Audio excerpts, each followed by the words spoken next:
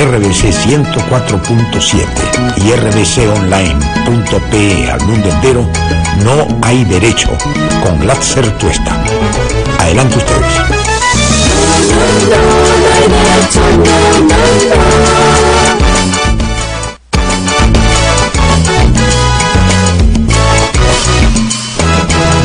¿Qué tal, amigos y amigas? Muy buenos días a todos y todas ustedes. Muchas gracias, como siempre, por acompañarnos. 7:01 de la mañana. Hoy es 15 de noviembre del año 2017. Un día, por supuesto, muy especial, un día histórico. Hoy día vamos por nuestro pase al Mundial y ganamos de todas maneras a Nueva Zelanda a las 9 o pasadas las 9 de la noche aquí en el Estadio Nacional. Vamos a transmitir, o va a transmitir la radio también a esa hora del programa, y lo va a hacer en quechua. Esto ya lo hizo en el partido de ida, y la verdad es que tuvo mucha sintonía, mucha acogida, y se va a repetir el día de hoy para quienes hablan ese maravilloso idioma puedan encontrar aquí la posibilidad de escuchar y de saber qué va a pasar minuto a minuto en este trascendental partido. Hoy día quiero comenzar la jornada, como siempre, saludando a quienes nos escuchan aquí en Lima, en la capital de la República, a través del 104.7 de la FM, aquí en RBC Radio. Muchísimas gracias también a quienes nos siguen a través de alguna de las radioemisoras que transmiten a esta hora de la mañana o retransmiten el programa en distintas zonas del país, permitiéndonos con ello llegar también a otros sectores.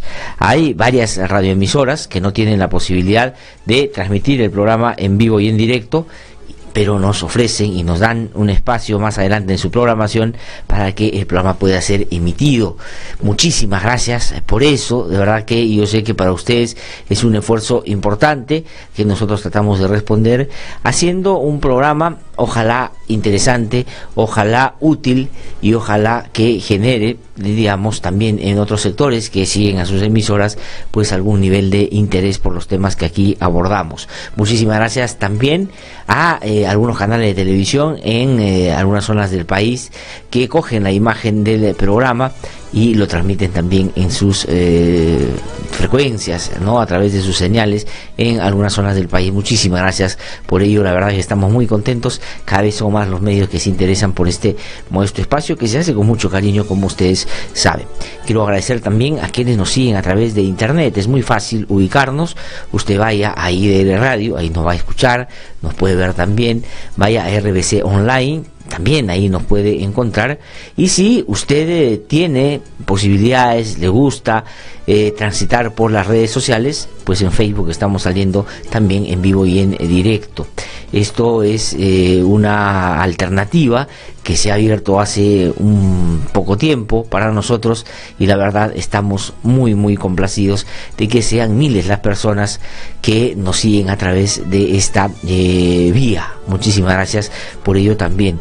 Y este sistema, esta red, nos permite también intercambiar opiniones, recoger las suyas, que son las más importantes para nosotros, por supuesto. Así que usted escríbanos ahí, háganos llegar sus comentarios, háganos llegar sus sugerencias, háganos llegar algunas interrogantes o preguntas que quieren podamos trasladar a nuestros invitados. Debo decirles que no siempre es posible trasladarle todas las preguntas, pero tratamos de incorporar en los comentarios o en aquellas situaciones que queremos presentarle a quienes vienen gentilmente al programa para que puedan reflexionar profundamente sobre esos temas que a ustedes le están interesando y muchas veces, seguramente como hoy vamos a conversar, le preocupan y le preocupan mucho. Así que participe también a través de las redes y ayúdenos a llegar a otros sectores. De verdad que lo que ustedes han hecho por este programa debemos agradecerlo, porque ustedes están compartiendo. Esto es como antes se decía, pues Radio Bemba, de uno a uno, pasar la voz para que digan, hay un programita en RBC que sale 7 a las 9 de la mañana, a ver, escúchalo, a mí me parece que puede ser interesante, y así más gente nos está escuchando, y verdad que estamos muy contentos por eso, pero es usted quien nos permite hacer y tener esa audiencia. Así que síganos ayudando con eso, comparta con sus amigos, con redes de amigos, con grupos de amigos, y podamos así tener más gente que pueda escuchar aquí tal vez informaciones matizadas de lo que sale en otros medios de comunicación o en otros contextos, informaciones total o punto de vista totalmente diferentes a lo que otros medios de comunicación emiten. Porque nuestra vocación es que usted tenga, y eso es un principio básico de la libertad de expresión, información suficiente para que usted se haga su propia idea de lo que está pasando. Ese es nuestro trabajo, esa es nuestra voluntad, esa es nuestra vocación, y queremos hacerlo con el mayor de los respetos. También tenemos habilitado ya un WhatsApp, es el 9975-74815, 9975-74815. Ese es el WhatsApp, ahí nos puede escribir, nosotros revisamos y también sus sugerencias, su punto de vista, las tratamos de recoger en las conversaciones que tenemos aquí en el programa. Ayer nos ha ido muy bien con las entrevistas que hemos tenido, la verdad es que estamos muy contentos con eso. Solamente les voy a pedir algo, y lo voy a hacer con cariño y con mucho respeto, por supuesto, sobre todo a quienes participan de las redes sociales y comentan en el Facebook. Si este programa tiene una característica, es que trata de actuar con responsabilidad, ¿no es cierto? Este es un programa que busca profundizar en algunos temas que sean importantes, dar una opinión, digamos, sincera, abierta, frontal, sin tratar de dosificar, digamos, aquello que nos parece a nosotros fundamental, y sobre todo señalar aquello que no se quiere mostrar en las coberturas habituales que hacen otros medios de comunicación. Y nuestro público, ustedes, las personas que nos siguen, amigos y amigas de distintas zonas del país y de peruanos que están en el extranjero, siempre se han caracterizado por proponer, plantear y dar su opinión de una manera alturada. Puede uno estar de acuerdo, puede uno discrepar, puede uno incluso tener altos niveles de malestar con cosas que están pasando, pero, digamos, siempre ha mantenido ecuanimidad en los comentarios y los puntos de vista que se expresan. Hace ya algunos días, y eso es una señal también de que estamos avanzando, estamos creciendo, hay determinadas personas que se están metiendo a las redes para expresar puntos de vista que pueden ser legítimos, que pueden responder a una ideología, a una manera de ver las cosas, digamos, a la vinculación con un partido, y eso yo la verdad lo respeto, pero hay que hacerlo, digamos, sin insultar, sin agredir, sin tratar de descalificar a los otros por tener una opinión distinta, y tampoco quienes no piensan como ellos deberían utilizar los mismos términos para acallar esas voces. Nosotros no queremos tener en los debates que planteamos, y las redes son un escenario donde esto se desarrolla con mucha naturalidad, pues ese tipo de intercambio. Así que les vamos a pedir con mucho respeto, no a quienes siempre se pronuncian y plantean su punto de vista de una manera respetuosa, así su punto de vista sea, digamos, no compartido por el resto, sino aquellos que a veces entran solo por fastidiar y generar un ambiente, la verdad que no es el que nosotros hemos promovido durante tantos años en esta relación que tenemos con ustedes. Y si hay gente que no puede expresarse de una manera distinta, es decir, solo cree que el insulto, la agresión, la lisura, la descalificación es su manera de expresarse, de ser, la verdad no busque este espacio, porque este espacio no está hecho para quienes se desenvuelven de esa manera. Hay varios otros, usted puede escuchar a otras personas, hay otros medios de comunicación que seguramente pueden sintonizar más con ustedes. Aquí lo que queremos es profundizar en aquello que a usted le interese, pero de una manera respetuosa. Así que les pedimos, por favor, que, digamos, esa sea la línea, como ha sido toda la vida en este programa. Si por algo se ha caracterizado, es justamente por eso. Así que las redes, los puntos de vista son bienvenidos, pero, digamos, el mínimo indispensable que hay que establecer como el punto de partida para que esto sea útil, que sea, digamos, razonable y que profundice, digamos, la expresión libre de opiniones sobre estos temas, hacerlo con, digamos, mucha responsabilidad. Esto se lo digo con mucho cariño, por supuesto. Si no, digamos, tampoco es que no puedan, vayan a otras alternativas y no tendría ningún problema con eso, por supuesto. Muchísimas gracias a quienes ya están sintonizados o vinculados con nosotros esta mañana. A ver, algunos comentarios. Quiero comenzar con Andrés Ederi, amigo y colega, es el humorista político del diario El Comercio, tiene su columna diaria que se llama Otra vez Andrés, y hoy día creo que grafica con mucha claridad ese sentimiento que tenemos y que apunta, digamos, a un sentimiento esperanzador por un lado, pero por otro lado a una sensación también de desesperanza en términos de lo que está pasando, sobre todo en el ámbito de la política. Es una mujer que está con su polo rojo y blanco, está besando la camiseta y dice: eres la única esperanza que Odebrecht no me ha podido quitar, o que no ha podido quitarme. Es decir, es verdad, es tan así el involucramiento de los actores políticos con esta mafia que no solo involucraba a empresas brasileñas, sino también a empresas peruanas y a políticos peruanos y autoridades peruanas, pues a uno lo lleva a la indignación, porque la verdad, si uno revisa el panorama de la vinculación de políticos con estos serios y severos problemas, pues lo único que encuentra lamentablemente es vínculos de distinta intensidad, pero finalmente parecería que casi nadie se ha librado de esto que terminó siendo el denominador común de una política que en los últimos años, ya en democracia, lejos de fortalecerse, adecentarse, limpiarse, sanearse, ha terminado manchada. Por eso que, digamos, en los 90 llegó a su máxima expresión y terminó envileciendo una práctica inevitable que hace, digamos, que se pueda generar esta bisagra entre el ejercicio del poder y la idea o la percepción o la esperanza que la gente tiene para que le resuelvan algunos problemas. Eso está contaminado y está continuado a distintos niveles. Hoy día vamos a ocuparnos en el programa para desmenuzar todo lo que está pasando, es decir, qué cosa es lo que hay hoy, y lo vamos a hacer de una perspectiva profunda, para tratar de identificar de atrás hacia adelante por qué es que nuestro país ha terminado, digamos, siendo uno de los que más metido estuvo en esta cloaca de corrupción que no nos ha permitido, por supuesto, desarrollar y fortalecer un sistema democrático que debería tener dentro de sus primeros recaudos un país sin corrupción. Eso no ha pasado, y no ha pasado porque los políticos son corruptos, y hoy día varios están manchados por eso. Pero no hay que parar de esperanza, porque en nuestro país los momentos difíciles los hemos afrontado, los hemos encarado, y ha sido la gente, los medios independientes, quienes hemos enfrentado y combatido y puesto un basta ya a esto, para tratar de que el desenlace sea el peor. Y hoy día estamos en una situación, la verdad, bien complicada, que yo voy a tratar de resumir en estos comentarios breves que me toca hacer todas las mañanas.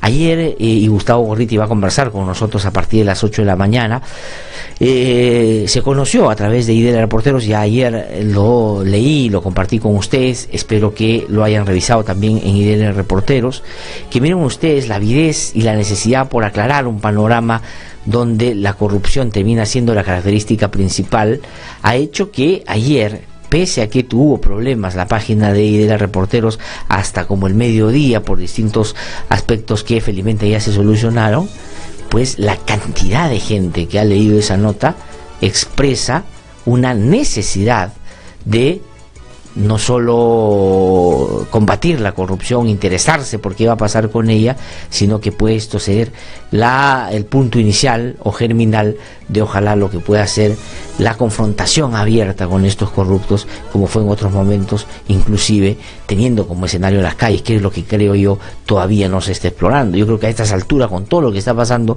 ya una gran movilización ciudadana debería dar cuenta de ese rechazo que tenemos a esta práctica que ha terminado siendo muy instalada y hasta ahora en la política. Pues bueno, ayer estuvimos leyendo lo de IDL Reporteros, y todos los medios han tenido que tomar esta información, y la novedad estaba en la incorporación o la sindicación o en el relato de Marcelo Odebrecht, la participación o el vínculo del presidente Kuczynski con, digamos, algunos aspectos que hoy se investigan y que pueden denotar algún aspecto ilegal, como el financiamiento de los partidos políticos. Keiko Fujimori ha quedado, por supuesto, y ha señalado claramente en esta descripción que ha publicado IDL Reporteros, de que su agrupación recibió plata y que más 500 era darle 500.000 más.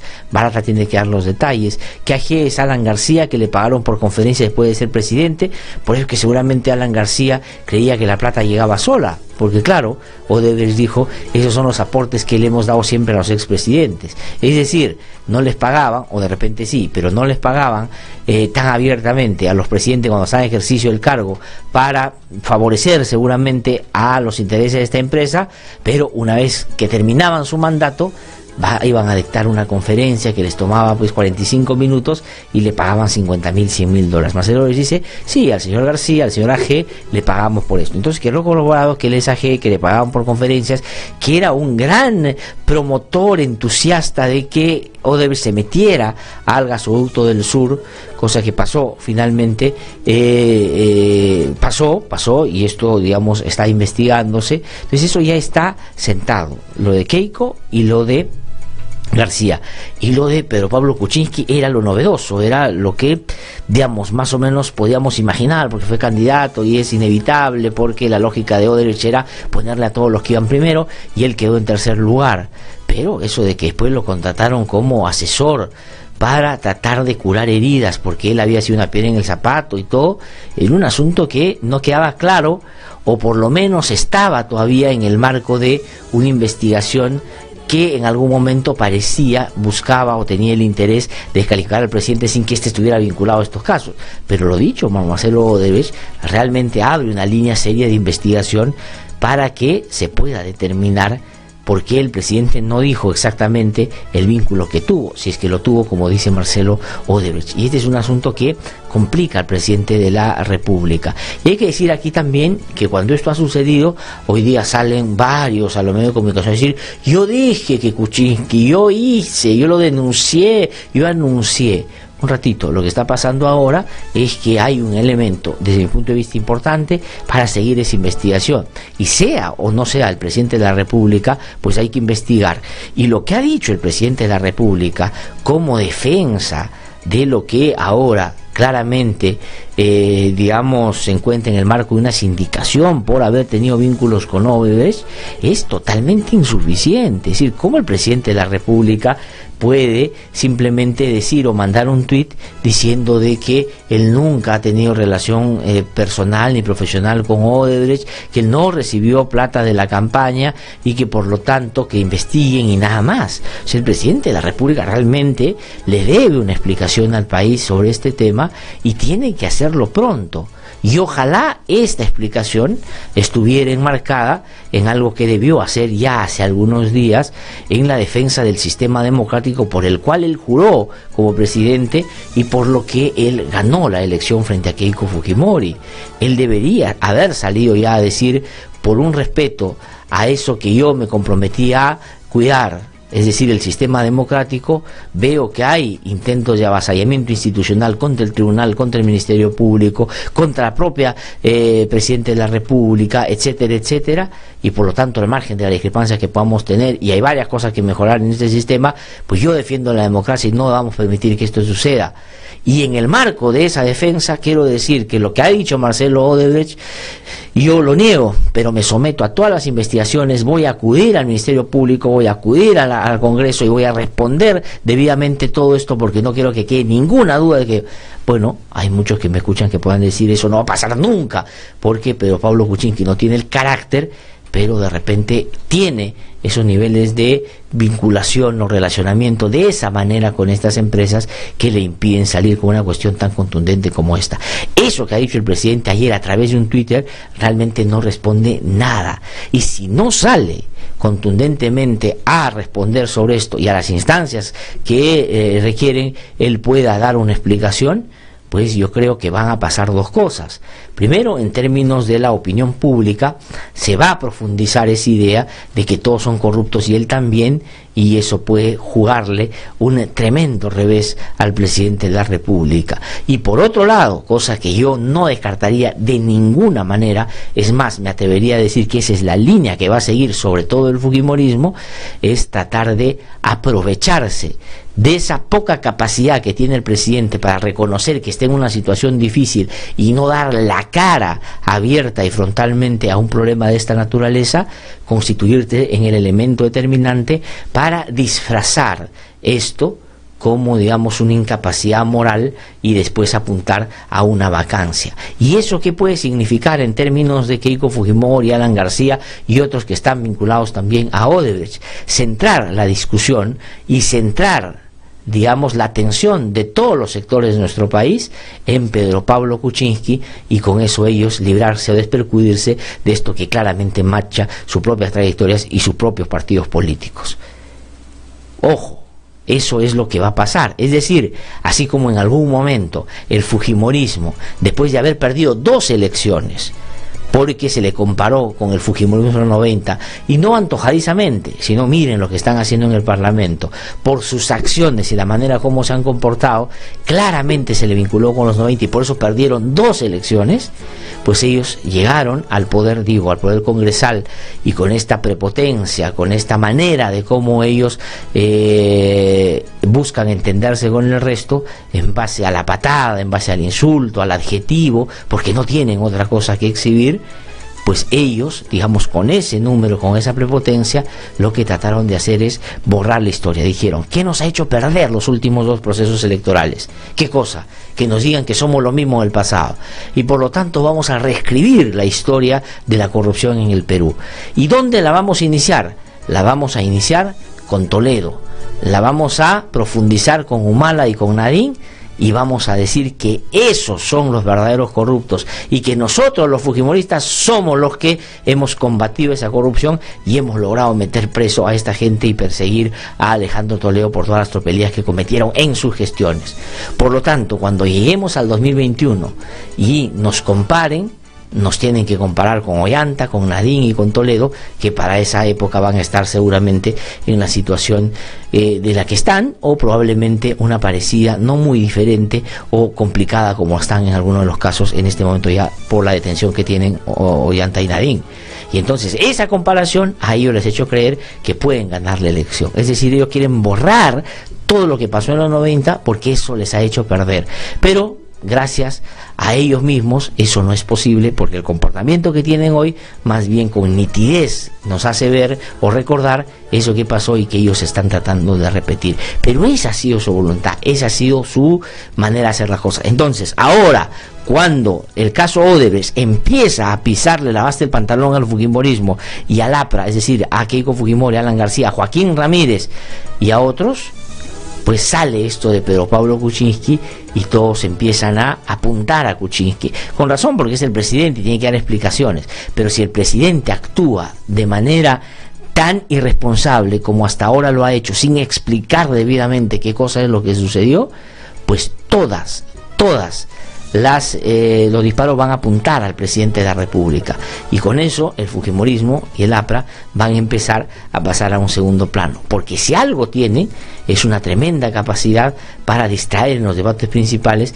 porque tiene mucha relación con medios de comunicación que, digamos, de una manera bastante, diría yo, amigable y en algunos casos cómplice, se suman a esa agenda solo con la clara idea de debilitar a un gobierno para que se fortalezca este sector en el cual se acomodan de una manera un poco más natural, ¿no es cierto? Entonces hay que tener muchísimo cuidado con eso, porque eso es lo que está pasando. Ayer escuchaba los argumentos de Rosa María Palacios y coincido plenamente. El hecho de que el presidente se diga que recibió plata para su campaña y que trabajó para Odebrecht, que es grave, y él tiene que explicar y no puede simplemente correrse mandando un par de twitters para tratar de aquietar las cosas. Eso no sirve para absolutamente nada y tiene que salir a explicar y rendir cuentas por esto. Pero no juguemos a solamente ver eso y dejar de ver esto otro que ha sido plenamente confirmado. Lo de Keiko Fujimori, lo de Alan García se ha confirmado, pero sin embargo, como apareció lo del presidente, entonces están empujando a que solo veamos esto, y eso sería un error tremendo. ¿Qué quiero decir con eso? Que, como dice Rosa María Palacio, y por eso la cité, dice: mal de muchos, ¿no es cierto?, consuelo de tontos. Así como el presidente no puede decir o no puede pensar, bueno, todos recibieron y por lo tanto no es tan grave, pues tampoco nosotros podemos dejarnos llevar por esta idea que quieren empujar este sector que está comprometido con Odebrecht, de decir, bueno, el presidente es el que estuvo vinculado a esto y por lo tanto, si él, que es la máxima autoridad, estuvo, ¿por qué lo nuestro tiene que ser más grave si él llegó a ser presidente de la República? Cuidado con eso, porque eso es lo que van a tratar sin duda de desarrollar por estos días con mucha intensidad. Y eso no hay que permitirlo, porque todos ellos tienen que rendir cuentas. Ahora, ayer leía unos comentarios aquí en las redes y les agradezco por eso, porque siempre me dan ideas y me motivan para hablar de algunos temas, y me decía, creo que Efraín es una persona que muy correctamente hace mucho tiempo participa en nuestras redes, y me decía, explica si esto del financiamiento de los partidos es un delito, si está penado, si es ilegal. Miren, no, o sea, el financiamiento de los partidos políticos, digamos, inclusive si fuera o viniera de fuente, digamos, dudosa, no termina siendo un delito, porque no está tipificado en el ordenamiento penal o en el ordenamiento legal que eso sea perseguido de esa manera. Y por lo tanto esto debería haberse desde el comienzo constituido como una falta administrativa y tener sanciones de esa índole.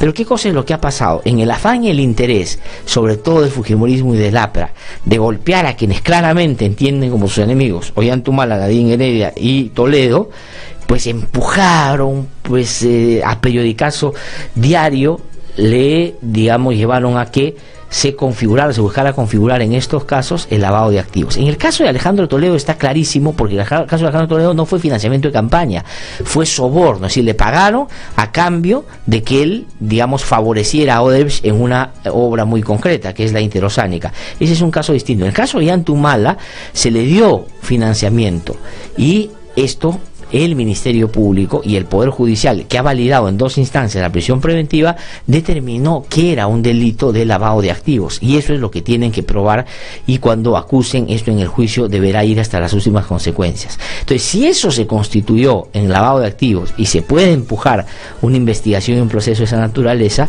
pues todo lo que venga derivado de esta inyección de fondos a los partidos puede constituir lavado de activos, y por eso es que se está investigando de esa perspectiva. Ahora, que eso es más difícil probar, por supuesto que es difícil de probar, y que ahí está el sistema de justicia aplicando, algunas teorías que no sé si le sean suficientes para después sancionar a quienes dicen que han cometido este delito. Es muy complicado, pero en términos estrictos esto era de una manera distinta, inaceptable, que a mí me parece mal que eso no esté tipificado como delito, por supuesto. Y este Congreso y los fujimoristas en particular han tenido la posibilidad de penalizar justamente el financiamiento ilegal de los partidos, y no lo han hecho. ¿Y por qué creen? Porque si no, no podrían sobrevivir. Esa es la verdadera historia de lo que pasa con los partidos políticos. Entonces, todas estas cosas hay que verlas en perspectiva y no quedarse simplemente con la superficie, porque si algo han aprendido los políticos, y en eso sí pueden terminar siendo, para mundial, es tratarnos de llevar a discusiones banales, inconducentes, que no sirven para nada, que solo distraen, y no ir al fondo del problema, que es lo que ha originado todos estos problemas de inyección ilegal de fondos para las campañas políticas. Entonces la lógica ahora va a ser, si le dio a todos, entonces no es un problema, y por otro lado, o si no, a los que más débiles se encuentran, a esos hay que arrinconarlos, y los otros van a terminar de una u otra manera siendo salvados. Y yo he vuelto a conversar ayer con gente muy cercana, inclusive al fujimorismo, que me ha contado que esa relación que están estableciendo los abogados de Keiko Fujimori con los abogados de Barata y los abogados de Marcelo Odebrecht, para tratar de suavizar la declaración de Barata, en quien ha delegado el señor Odebrecht toda la responsabilidad de dar los detalles de cómo se dio este financiamiento, puede terminar, ojo, más adelante, en una declaración del señor Barata diciendo, sí, el señor me dijo que le diéramos más a Keiko, pero no se pudo dar, pasaron estas cosas, al final yo no pude hacerlo, mi evaluación fue tal, y cuidado, que por ahí puede venir la cosa, porque el fujimorismo ya viene justamente con estos sectores diciendo que ellos tienen el poder en el Congreso para ajustar a Odebrecht. Ya hicieron la modificación del 003 y además les han dicho que pueden terminar siendo gobierno, y si ellos llegan al gobierno no les va a ir bien a estas empresas brasileras, y eso, en el fujimorismo es un asunto de tener en cuenta, porque miren la manera como atacan, miren la manera como agreden y miren la manera como persiguen. Así que hay que tener mucho cuidado con eso. Son las 7:28 de la mañana. Tengo que ir a una pausa, voy a regresar, voy a hacer recorrido por las regiones, pero también voy a contarles cuando regrese quiénes van a estar en nuestro programa el día de hoy, lo que por supuesto va a ser fundamental para que ustedes seguramente se puedan quedar con nosotros esta mañana a compartir este modesto espacio donde queremos profundizar sobre esos temas que a usted le interesan. Así que voy a una pausa, regreso en un instante, voy a comentar también, he leído la argumentación del Congreso para traerse abajo al fiscal de la Nación, y realmente me reafirmo en esto que siempre he creído. este fujimorismo, por más que en algún momento se quiso casi tarrajear, es decir, maquillarse así de una manera, la verdad, bastante escandalosa, no ha podido tapar ese ADN que tienen, que es sumamente autoritario y que lo único que busca es tomar las instituciones para que éstas actúen a la medida de lo que a ellos les interesa. Igualito que cuando el papá dijo disolver. Así que vamos a una pausa, regresamos en un instante, estamos aquí en No Hay Derecho. Soy Carolina Ollague, hermana de Dora Ollague, estudiante de la Universidad Nacional Enrique Guzmán y Valle, La Cantuta. Ella fue detenida, desaparecida, torturada y ejecutada extrajudicialmente la madrugada del 18 de julio de 1992 por el Destacamento Colina, el grupo armado dirigido por el expresidente Alberto Fujimori, quien hoy está preso por los crímenes cometidos. El indulto es un insulto. Pásame la pelota, Miguel, pásamela. No, mejor a mí, pásamela a mí. Allí va. Uy, pucha, ahora mi mamá me va a castigar. Niños malcriados, miren lo que han hecho. ¿Qué pasó, muchachos? Mami, de casualidad rompimos la luna de la ventana de la señora Rosa. Ay, aquí hay muchas cosas que se pueden romper. Por eso siempre les decimos que tengan cuidado y no hay que jugar en esta área común con pelotas. Sí, mami, Ay. te prometemos no jugar fútbol acá. Lo sé, confío que no lo harán. Qué buena gente que es usted, señora. Mi mamá ya me hubiera pegado. Ganas de pegarles a mí no me faltan. ¿Y mi ventana? ¿Quién lo arreglará? Yo arreglaré su ventana, señora Rosa, y conversaré bien con ellos para que eso no vuelva a suceder. Pero no con violencia, pues pegándoles o gritándoles a los niños no es la forma adecuada de enseñarles.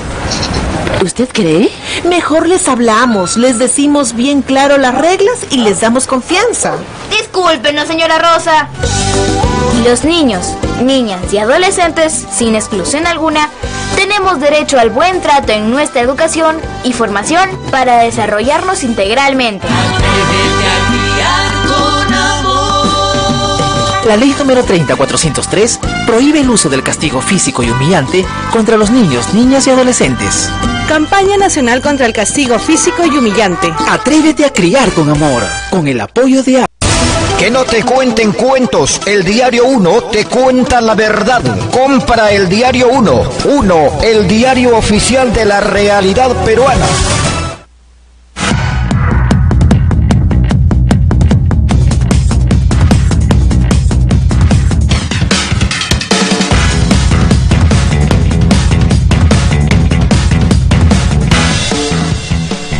Son las 7:32 de la mañana, estamos de vuelta aquí en No Hay Derecho. Vamos a hacer nuestro recorrido por las regiones, posible gracias a la Red Nacional de IDL Radio, pero ha venido Carlito Yancul, mi productor, y me ha jalado la oreja, me ha dicho, ¿y la encuesta qué hora la vas a decir? ¿Qué vamos a poner en la encuesta? En la encuesta, Carlito, vamos a poner dos preguntas distintas, ¿ah?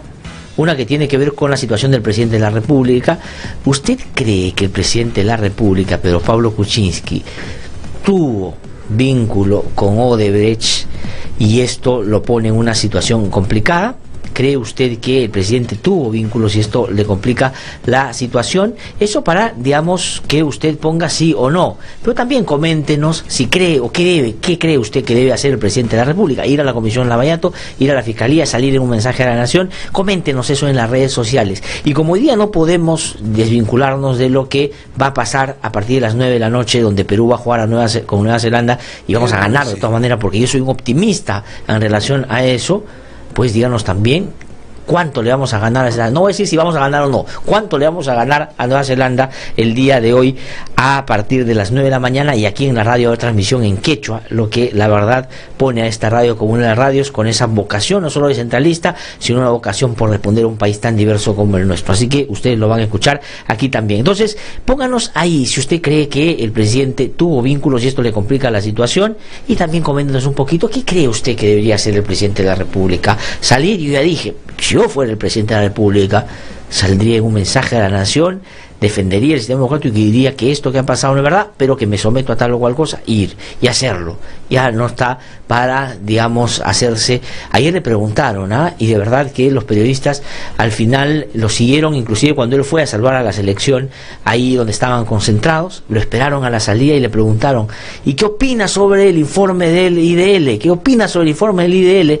Muchas gracias a los colegas por la publicidad también, por supuesto, y él dijo, no opino nada sobre lo que dice IDL, pero que dijo IDL con toda la verdad, y Gustavo Gorriti a las 8 de la mañana nos cuenta en detalle qué cosa es lo que no solo publicó, sino cuál considera van a ser las consecuencias de esto que se ha podido conocer de lo que puede haber sido una vinculación seria de Pedro Pablo Kuczynski con Odebrecht de antaño. Vamos rapidito a hacer el recorrido por las regiones. Vamos a Trujillo. Yuri Rodríguez está ya con información. Yuri, ¿cómo estás? Muy buenos días.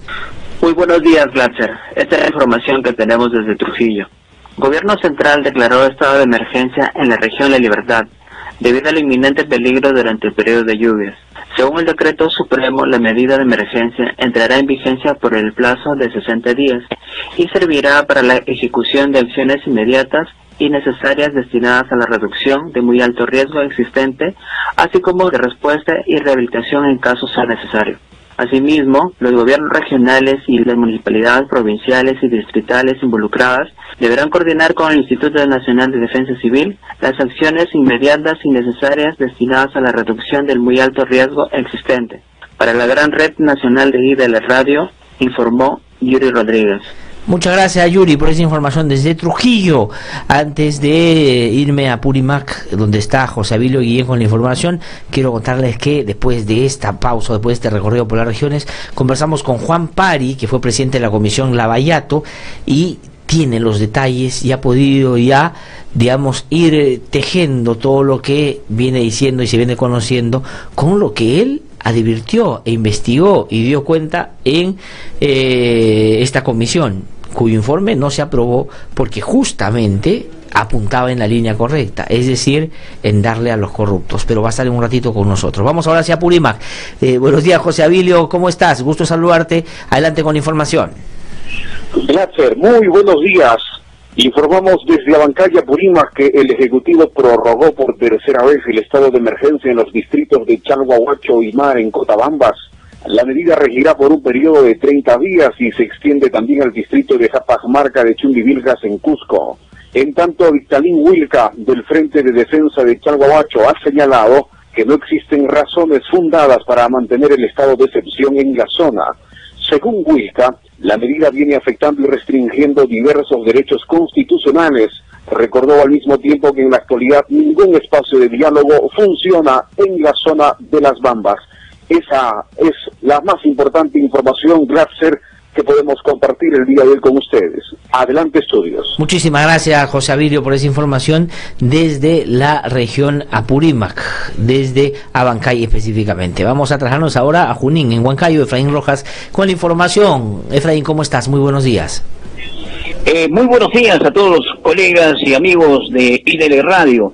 La ministra de Energía y Minas, Cayetana Aljoví, arribó a la provincia de La Oroya, región Junín. Ha dado a conocer de que dentro de los puntos de los acuerdos se puede destacar que se ha decidido la reactivación del complejo metalúrgico. A partir del día de mañana van a trabajar representantes de los trabajadores de Dorran, como también de Dirige y los del gobierno representativos, para que esto se pueda hacer en el tiempo menos posible. Se está dando a conocer de que estarían también por otorgar entre 20 a 80 millones para que puedan realizar la compra de los metales que tiene este complejo. Esta es la información que tenemos al momento. Desde Huancayo, Efraín Rojas para IDL Radio. Muchísimas gracias, Efraín, por esa información desde Junín. Vamos ahora sí a una pausa. Regresamos en un instante porque está ya en nuestros estudios Juan Pari para contarnos todo lo que hay que mirar con atención en este caso de mega corrupción llamado Lavallato. Ya regresamos. En los últimos 10 años han matado a 137 defensores de derechos humanos y otros 835 están siendo procesados. En el Perú no existe una ley que garantice su labor. Es responsabilidad del Estado proteger y defender a quienes nos defienden. Únete a la campaña y apoya a los defensores de derechos humanos. Búscanos en Facebook como Yo Defiendo y síguenos para enterarte de sus historias. Todos tenemos derecho a un buen trato. Muy bien, niños. La lección está aprendida. Señorita, antes cuando yo hacía alguna travesura, mi papá de frente me gritaba o me jalaba los cabellos. Ahora me habla y me pide que me porte bien. Todos ustedes merecen un buen trato, pero también tienen el deber de obedecer y portarse bien. Señorita, mi mami me contó que antes sus papitos le pegaban con la correa.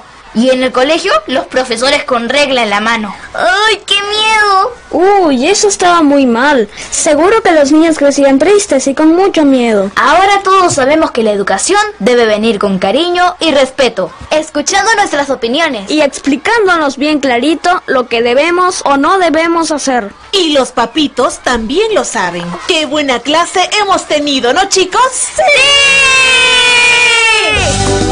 Promovamos entre los niños y niñas el ejercicio de sus derechos y de sus responsabilidades. Fortalezcamos su participación organizada y el disfrute del aprendizaje libre de violencia y en sana convivencia. Los niños, niñas y adolescentes, sin exclusión alguna, tenemos derecho al buen trato, un comportamiento respetuoso y fraterno entre maestros y alumnos.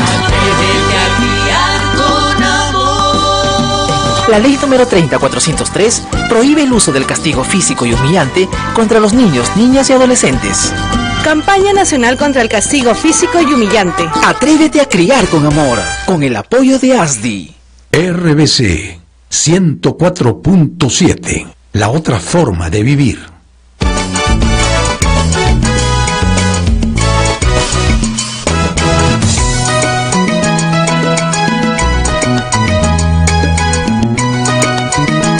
Sí. Son las 7:41 de la mañana. Estamos de vuelta aquí en No Hay Derecho. Lo anunciante es de irme a la pausa. Está ya aquí en nuestros estudios Juan Pari. Ustedes lo conocen bastante bien. Fue parlamentario. Presidió la comisión Lavallato.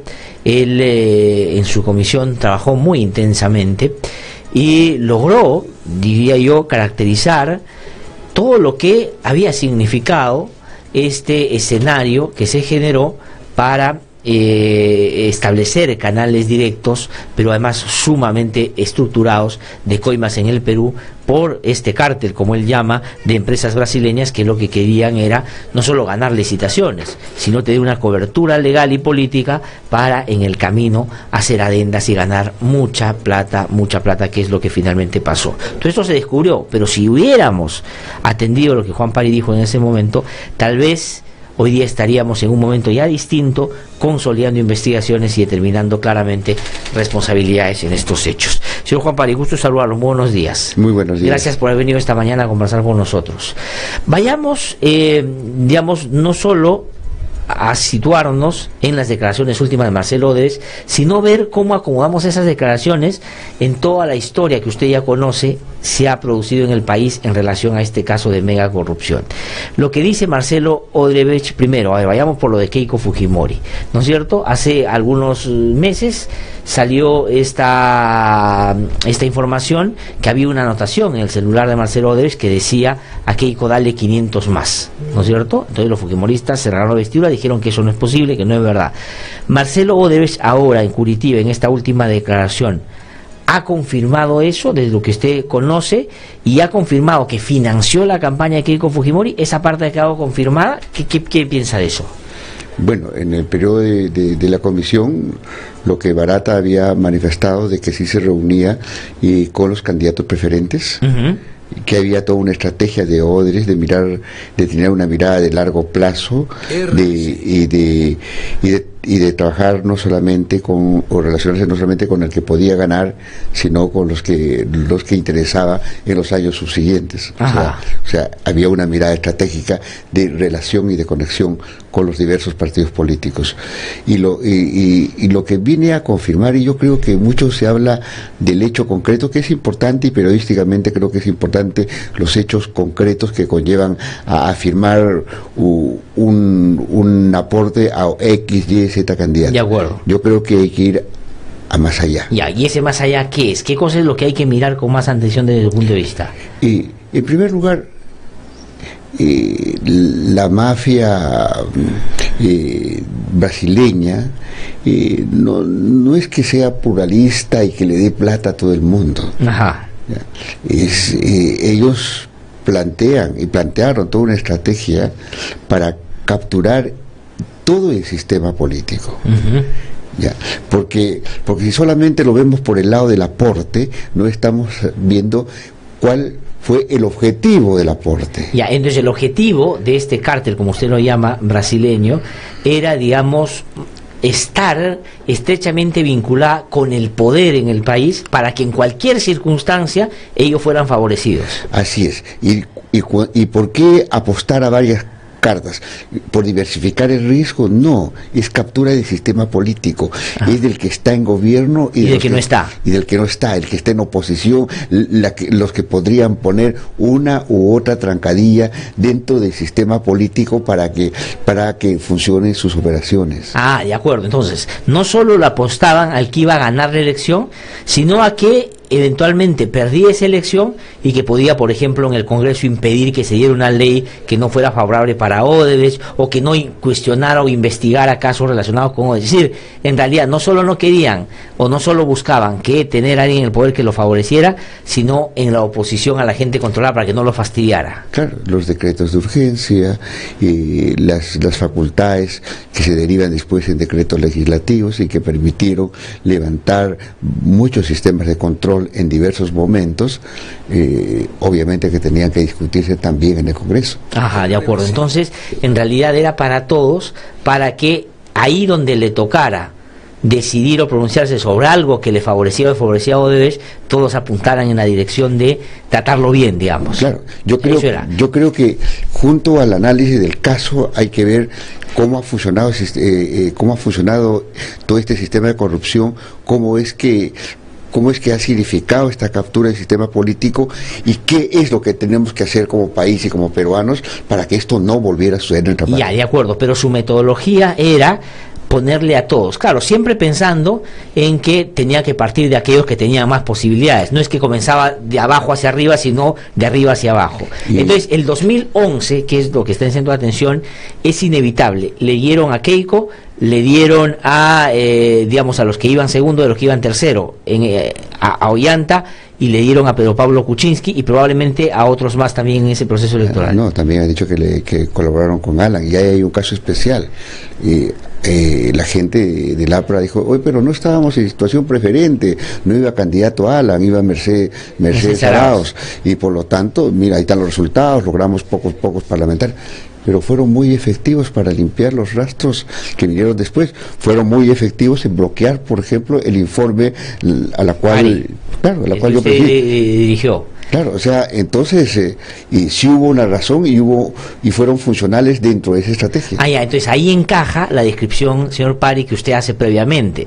Le ponían plata no solo a Keiko, que podía ganar, sino a quien podía hacer una defensa en el Congreso para tapar, digamos, todas las huellas, y en algún momento empezamos a indagar sobre lo de Odebrecht. Claro. Y ese es el papel que cumplió el APRA, por ejemplo. Claro, o sea, hay todo un enfoque y toda una mirada estratégica e inteligente de cómo controlar y manejar el sistema político.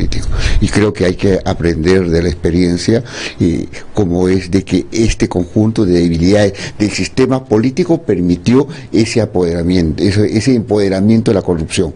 Y el sistema político peruano es sumamente débil, con partidos políticos donde no funcionan, son solamente las cúpulas las que dirigen tales partidos, un sistema político basado solamente en la adherencia y no en el principio de la militancia y el funcionamiento orgánico de los partidos. Ahora, pero cosas que los partidos no han querido cambiar porque ellos están muy bien instalados en el esquema que favorecía a Odebrecht. O sea, ellos sobreviven justamente de esta manera porque les ha ido fácil en los últimos años tener financiamiento como el de Odebrecht para sus campañas. Por eso es que lo mantiene. Pero quisiera, entonces la metodología esa, a los que van a ganar y a los que no van a ganar, para que no fastidien o no contraían los intereses de Odebrecht, esos que tenían muchos aquí en el Perú.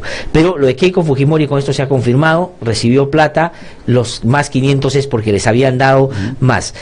Lo de Alan García dice varias cosas, que si es AG, ¿no es cierto? Por fin se sale de la duda, porque Alan García decía que no era, y ahora Alan García ha dicho sí, pero al lado de AG no hay ninguna coima, por lo tanto tiene que estar la responsabilidad. Pero hay un dato sobre García que me gustaría usted pueda hacernos un comentario. Dice, la relación con él viene de antaño, y cita al papá, cita al abuelo, cita a todos.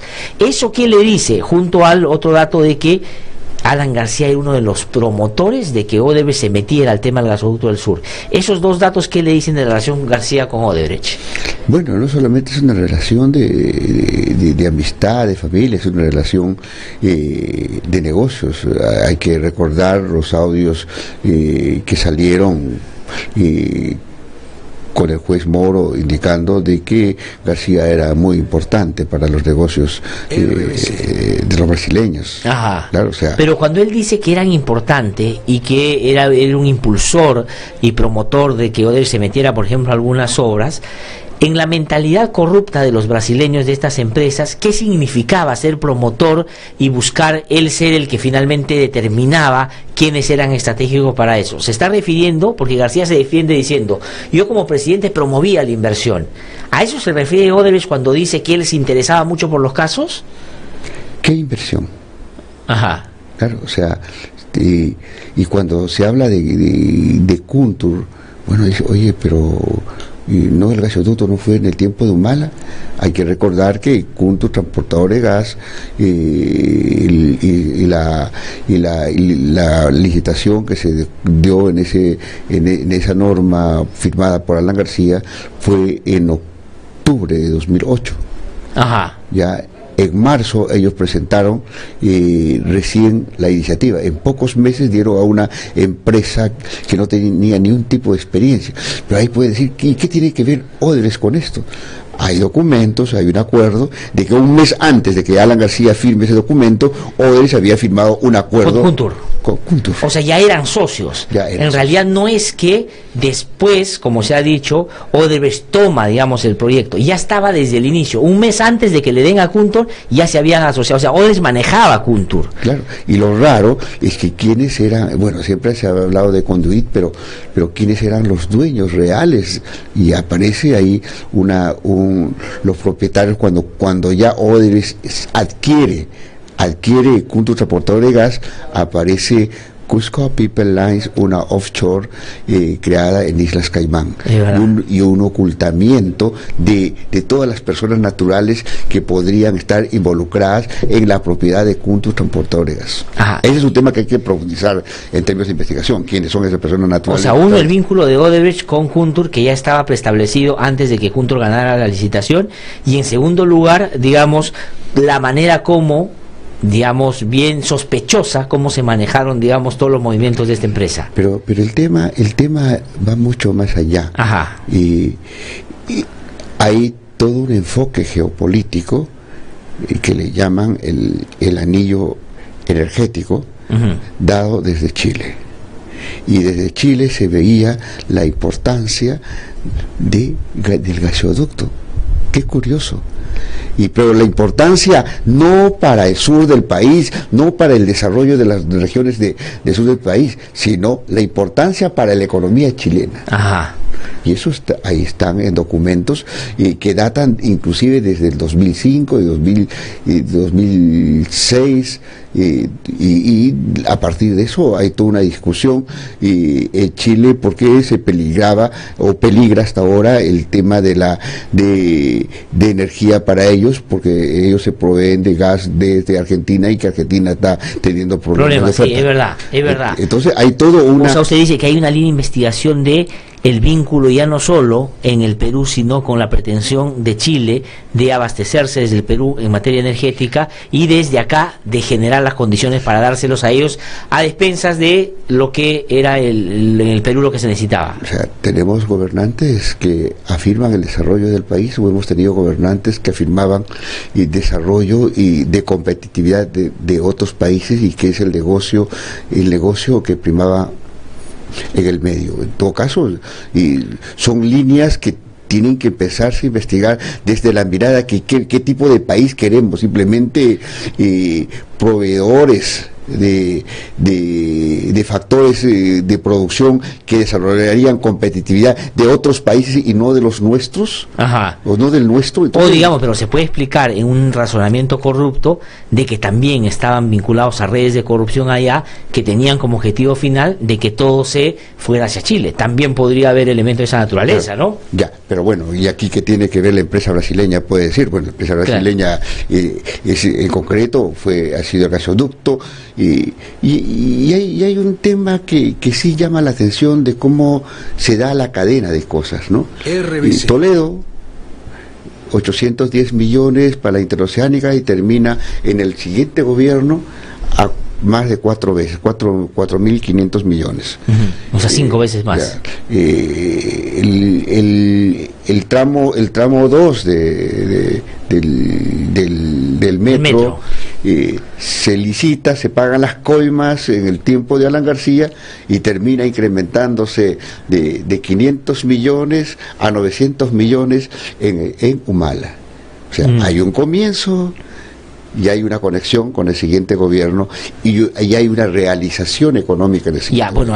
A eso, digamos, eso sería consecuencia de eso que usted dijo al inicio de la conversación, que Odebrecht pensaba a largo plazo, y como ya tenía amarrado, digamos, a todos los políticos, sabía que Toledo lo podía iniciar, que García iba a generar lo que venía, y que Humala después iba a terminar lo que Odebrecht quería, o la manera como Odebrecht quería las cosas. Y siempre se portaba bien con los expresidentes.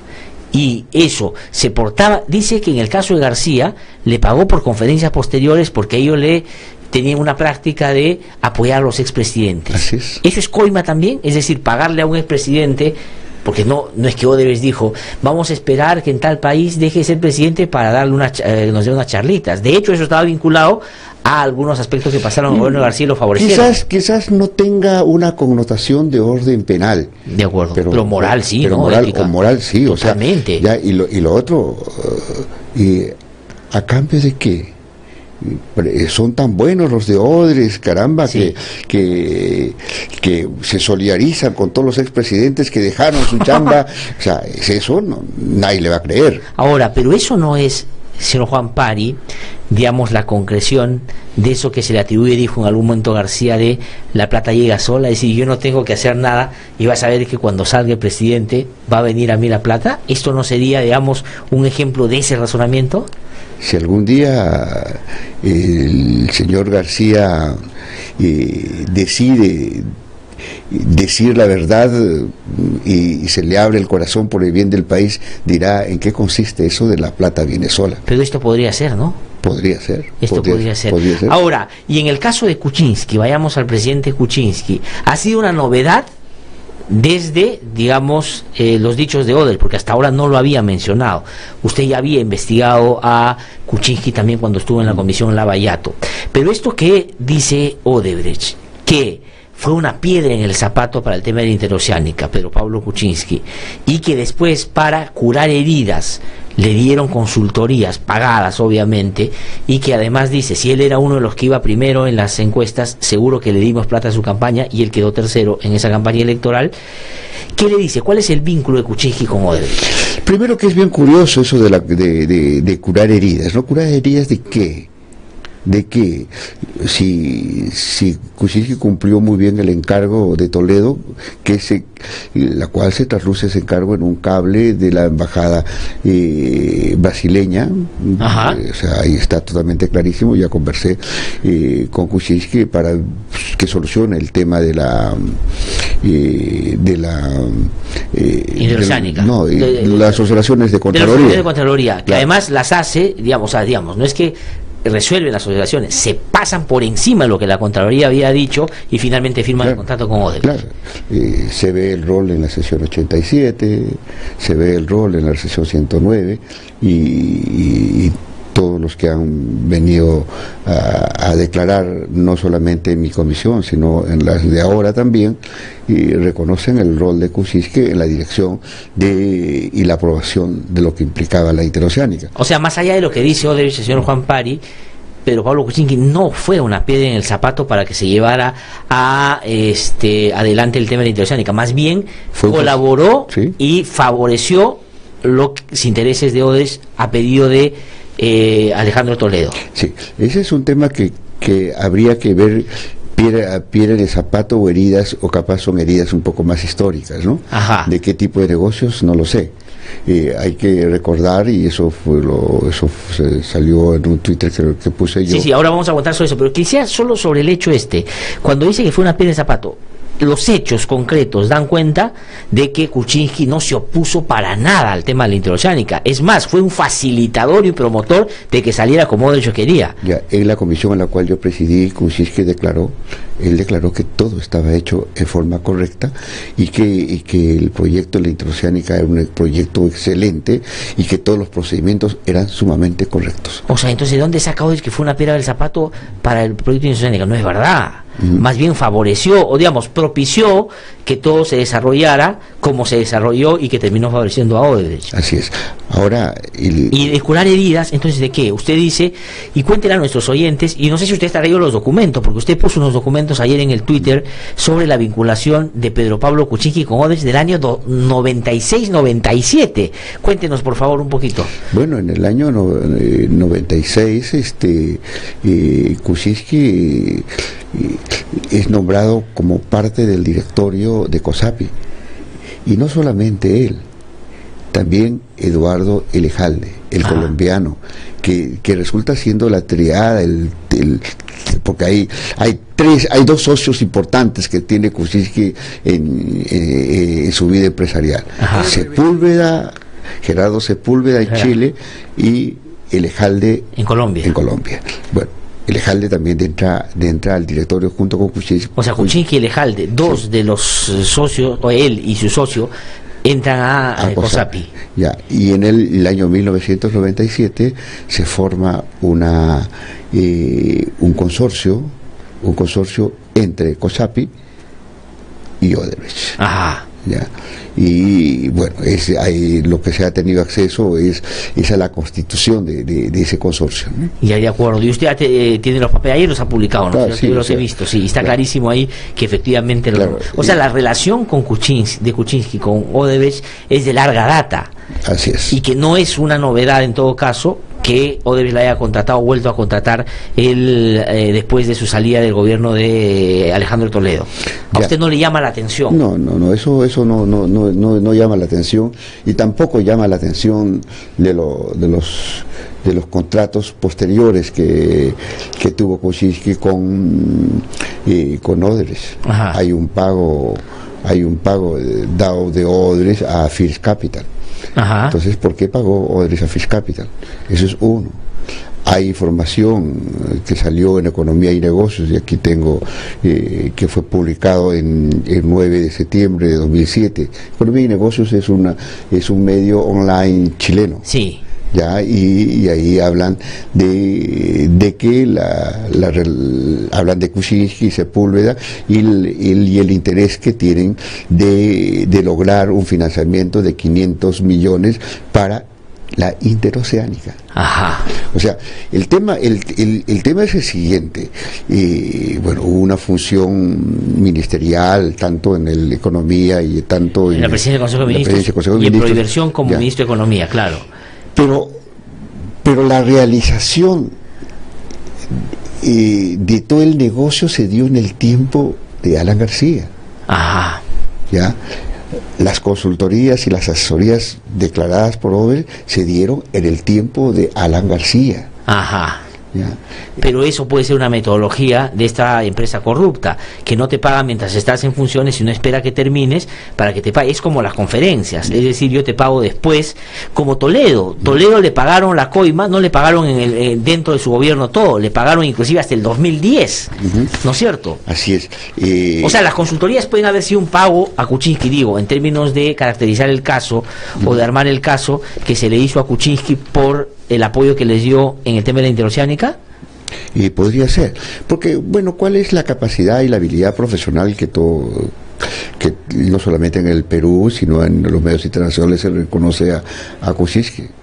es un hombre de finanzas, es un estructurador financiero. Sí. Eso es un lobista, ¿no? Eso es un gestor de intereses. Es una... Pero aquí veamos qué efectos han ocurrido después de dejar ser funcionario público. ¿Qué ha pasado? ¿Le pagaron consultoría? ¿Lo contrataron? Ya, pero ¿qué efectos pasaron en el Perú con la interoceánica? He encontrado información que la concesionaria ISA Sur, tramo 2 y 3, obtienen financiamiento de 600 millones de interoceánica. Diciembre 2006. Ajá. Y eso fue publicado en Andina el 7 de diciembre de 2006. Ya había salido el del gobierno. Ya había salido el gobierno y logra un financiamiento muy importante de 600 millones, intermedia la CAF, hay un tema y un contrato firmado con Merrill Lynch, y Merrill Lynch aparece justo después de AG. Aparece Merrill Lynch también escrito. Entonces, bueno, hay coincidencias, no lo sé, pero pero digamos, entonces, pero ¿cuál es su teoría y cuál es su hipótesis, mejor dicho? No, lo que quiero decir de que sí hubieron efectos financieros después de la salida de Kuczynski, y después de haber favorecido el gobierno de Toledo a Odebrecht. Después hay que recordar que en diciembre de 2008 se aprueba el endeudamiento de 300 millones de dólares de la CAF, ¿ya? Y esto determinado por un decreto supremo, la 181/2008. Diciembre de 2008. 2008 es un año sumamente importante y ocurrieron varias cosas después de la visita a Palacio de Gobierno de Marcelo y Emilio Odebrecht. Eso se dio el 11 de septiembre de 2008. 25 de septiembre de 2008 limpian en el Congreso toda la responsabilidad de Toledo, presidía Velázquez Quesquén el Congreso de la República. Hay un informe dado por 3 congresistas, curiosamente de 3 bancadas diferentes, favoreciendo a Toledo y favoreciendo a Odebrecht, que es el mejor proyecto. Claro, pero entonces ahí encaja la lógica que usted plantea al comienzo, pues. Entonces ellos le pagaron a todos para que Toledo le diera la concesión, el APRA siguiera manteniendo los negocios de Odebrecht sobre la interoceánica, y los políticos vinculados a los partidos de García y otros no investigaran a Toledo porque sabían que todos eran parte de una sola lógica de Odebrecht para favorecerse. Eso es lo que ha pasado, claro, ¿cierto? Y en los temas financieros, o sea, lo que pasa es sale este decreto supremo y firmado por Alan García, firmado por Cornejo, firmado por Valdivieso, en ese tiempo ministro de Economía. El mago Valdivieso, claro. Entonces, 300 millones casi a pocos meses de la visita y para destrabar, utilizando los términos de la tecnocracia, claro. Ya salen dispositivos y moviendo ya el escenario. Y ahí pasa también lo de 2008. Hay que recordar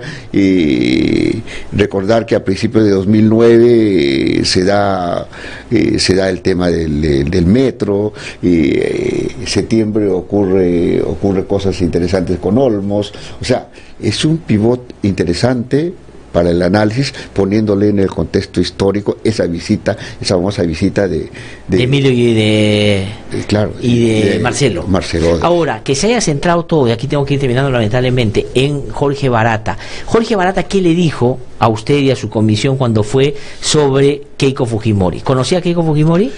Mira, ahí la pregunta que se le hacía a Barata era sobre la reunión que tuvo él primero con Nadine Heredia. De acuerdo. Una pregunta basada en lo que estaba indicado en la agenda de Nadine. Entonces él dijo que sí se reunió, habló unos detalles en relación a esta reunión y hubo una pregunta planteada por Josué Gutiérrez. Claro, que era vocero del nacionalismo. Pero no solamente se reunió con... Claro, reactivo. Para limpiar a Nadine dijo, a ver, ¿se ha reunido con Keiko o no? Sí, se reunió con Keiko. Sí, me reuní con Keiko. O sea, Barata sí se reunió con Keiko. ¿Es verdad entonces que Keiko Fujimori no se reunió con Odebrecht, como ha dicho Odebrecht, pero que sí se reunió con Barata? Barata lo ha dicho ya. Y la otra, y con PPK Sí, me reuní con PPK. También se reunió con PPK. Eso, sí lo... O sea, ya no podría negarlo, porque ya lo dijo ante la comisión. Ahora, claro, el barnizaje ahí, que era un asunto más de explicar... Los planes de gobierno, bueno, digamos, nadie va a decir, pues me reuní con ellos para pagarle su campaña y para coimear, o sea, nadie va a decir eso. Pero tuvo una aproximación y un acercamiento. ¿Y usted cree que ahora que Marcelo Odebrecht ha centrado todo en Barata vaya a decir la verdad o la va a administrar buscando favorecer a otros y, digamos, tratando de hundir más a otros? Porque hasta ahora Barata en lo que ha sido explícito es en Ollanta y Nadine, y los ha terminado, digamos, metiendo presos, ¿no? Y siempre han administrado la información. Ajá. Desde el principio. Y el Ministerio Público ha preguntado y ha investigado de acuerdo al ritmo que le ha ido poniendo a cuentagotas de otros. Así es. Yeah. Entonces, a mí lo que me preocupa es que nos vamos a la periferia de las cosas, a las herramientas, a los medios, pero no nos vamos a la esencia. Por ejemplo, y si se le hubiese preguntado sobre el tema del asesoramiento de PPK, ¿se asesoró en qué? Ajá. ¿Qué proyecto? Concretamente, pues díganos el proyecto, ¿cuál fue, en qué momento, qué hizo, cuál fue el producto que entregó? Claro. Entonces, ahí obviamente salía mucha más información. Se aportó en campaña, está bien. ¿Cuál fue el interés político? Claro, pero el asunto es, claro, que varias de esas cosas, lo que dice Odebrecht es, pregúntenle a Barata, que él conoce los detalles. Él manejaba la carpeta Perú y por lo tanto él tenía una manera de relacionarse con ellos. El diseño estratégico de qué hacer ya estaba dado. Y eso lo conoce muy bien Marcelo Odebrecht. Ya, de acuerdo. Pero Barata, ¿usted cree que va a hablar? Espero que sí, todo el país quisiera que diga la verdad, pero lamentablemente hasta ahora Barata ha estado administrando muy bien la información y tratando de no involucrar en lo que realmente Odebrecht hizo en nuestra patria. Ajá. Robó plata en nuestra patria. Entonces, todo lo que son las coimas y todo eso está en función del negocio. El aporte de campaña está en función del negocio. Y ese negocio es lo que no se quiere decir. Claro, porque digamos ellos, más allá de cualquier cosa, quieren preservar todavía la empresa, no quieren que desaparezca totalmente, ¿no?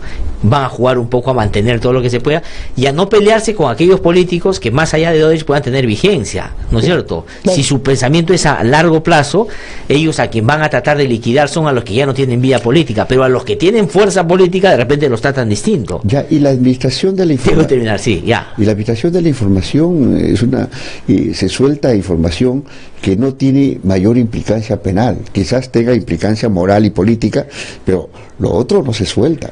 O sea, se están cuidando básicamente de darle un poco dulcecito a los medios en el sentido de, oye, mira, sí le dio, sabiendo que eso legalmente no tiene consecuencias, y más bien cuidando lo que realmente es importante para ellos. Así es. Señor Juan Pari, muchas gracias por haber venido como siempre. Lo vamos a invitar, así como van las cosas, vamos a tener que dar una columna al señor Pari acá todas las semanas para que hable, porque ya me están apareciendo todas las cosas y usted la conoce bastante bien. Muchísimas gracias. Muchas gracias. Muy amable. Juan Pari ha conversado con nosotros. Voy a una pausa, regreso un instante y converso con Gustavo Gorriti. Ya volvemos. Ya, Luchito, en 5 minutos apaga la computadora. Ya jugaste el tiempo que acordamos. Ya, mami, ya casi termino. Un ratito. Nadie sale al recreo si no terminaron de escribir. ¡No! Ojo, ya les avisé que eso pasaría, ¿ah? Sí, profe, me falta una línea y termino. A mí me falta, pero me apuraré.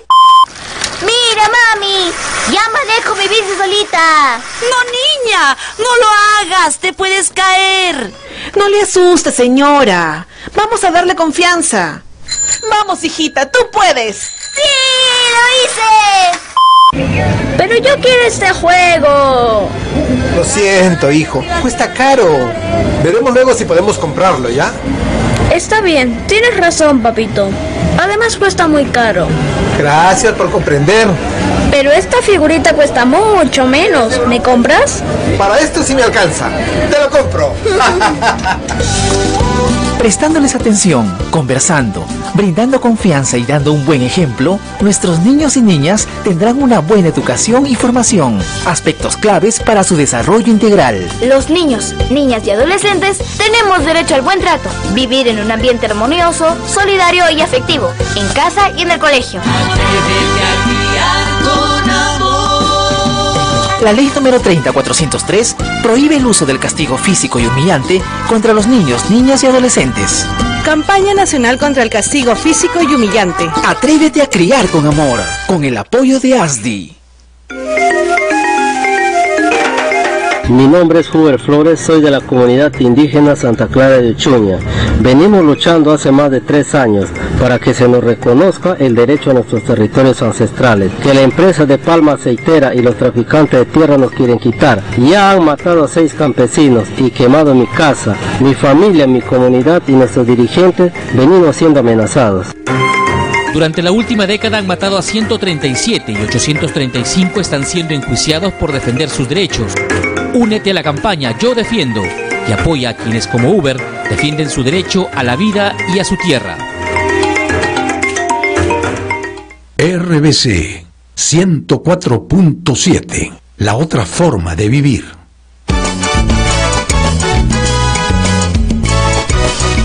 Son las 8:14 de la mañana, estamos de regreso aquí en No Hay Derecho, después de que se produjera este interrogatorio a Marcelo Odebrecht el 9 de noviembre en Curitiba, en Brasil.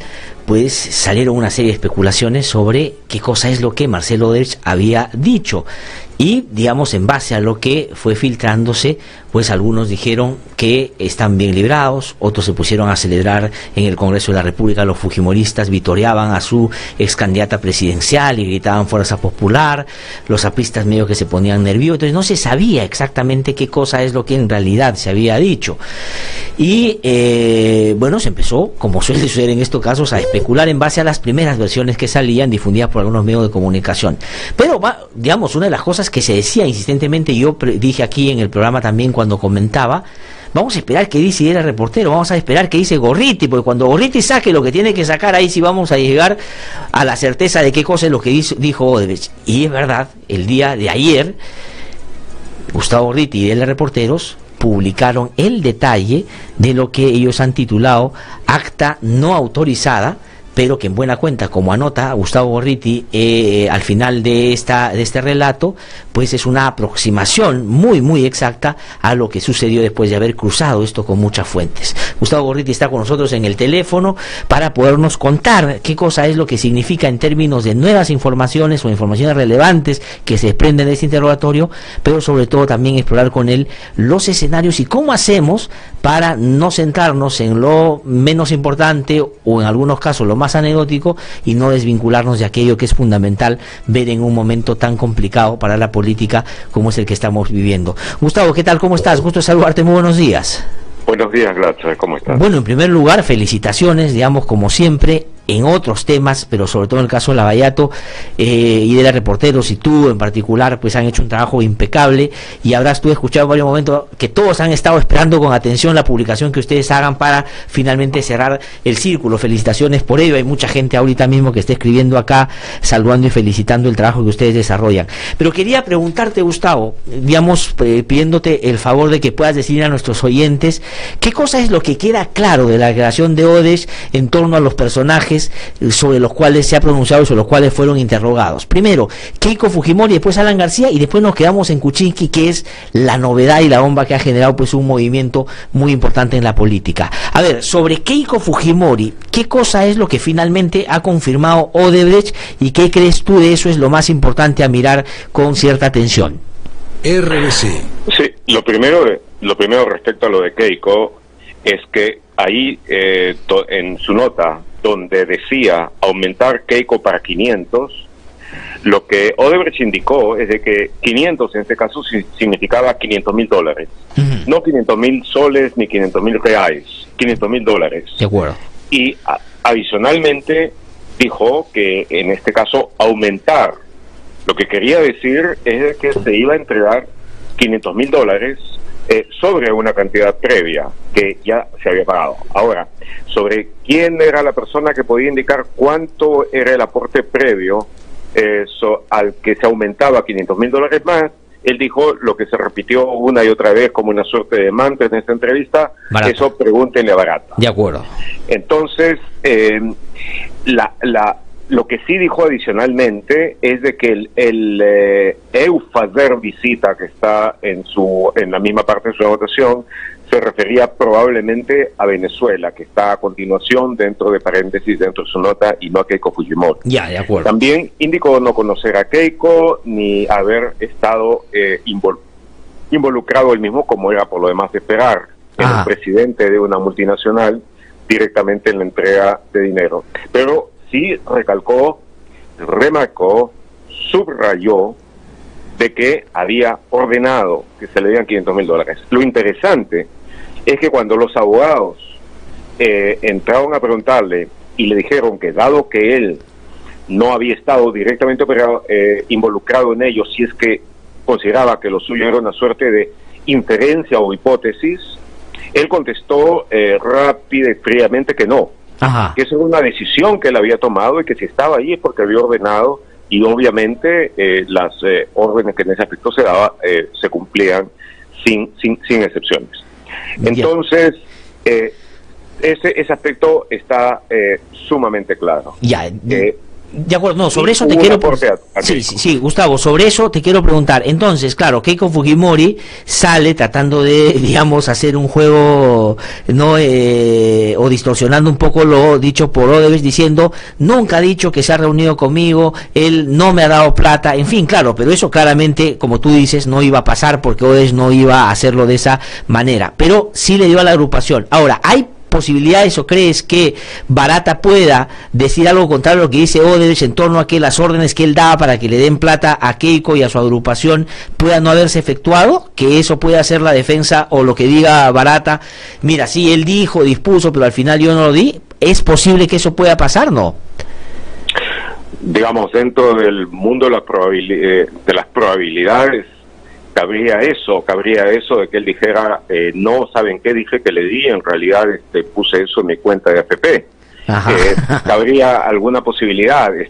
Lo que sucedió, no, fue un Roberto, pero eso es imposible. Él se mantuvo, primero, él en esa época era un dirigente empresarial, él había insistido en la necesidad de apoyar a Keiko, ellos lo hacían de forma constante en virtualmente todos los países de América Latina, a los candidatos principales, ella era la candidata favorita, la CONFIEP, dentro de la que Barata estaba activamente involucrado en ese tiempo, la apoyaba con total entusiasmo, esa candidatura, de tal manera de que Barata no solamente tenía que cumplir las órdenes, cuya desobediencia significaban, por supuesto, un término bastante rápido e indecoroso a su estadía como ejecutivo de la compañía, sino de que además era algo que él quería hacer.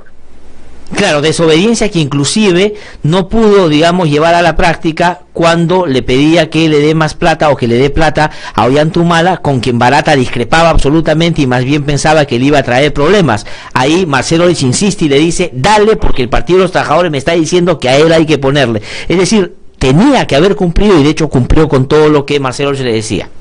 En ese caso, en una corporación como Odebrecht, donde la disciplina y lo que se hiciera, tanto con la mano derecha como con la izquierda, tanto en el aspecto convencional como en el aspecto que estaba, el aspecto subterráneo, clandestino, de la caja 2, etcétera, la disciplina era absolutamente esencial para seguir dentro de la compañía. No cabe posibilidades de que se hubiera hecho en forma diferente, y sobre todo teniendo en cuenta el estilo de dirección de Marcelo Odebrecht, que es un estilo bastante vertical en la forma de llevar a cabo la disciplina y de dar órdenes esperando su cumplimiento inmediato.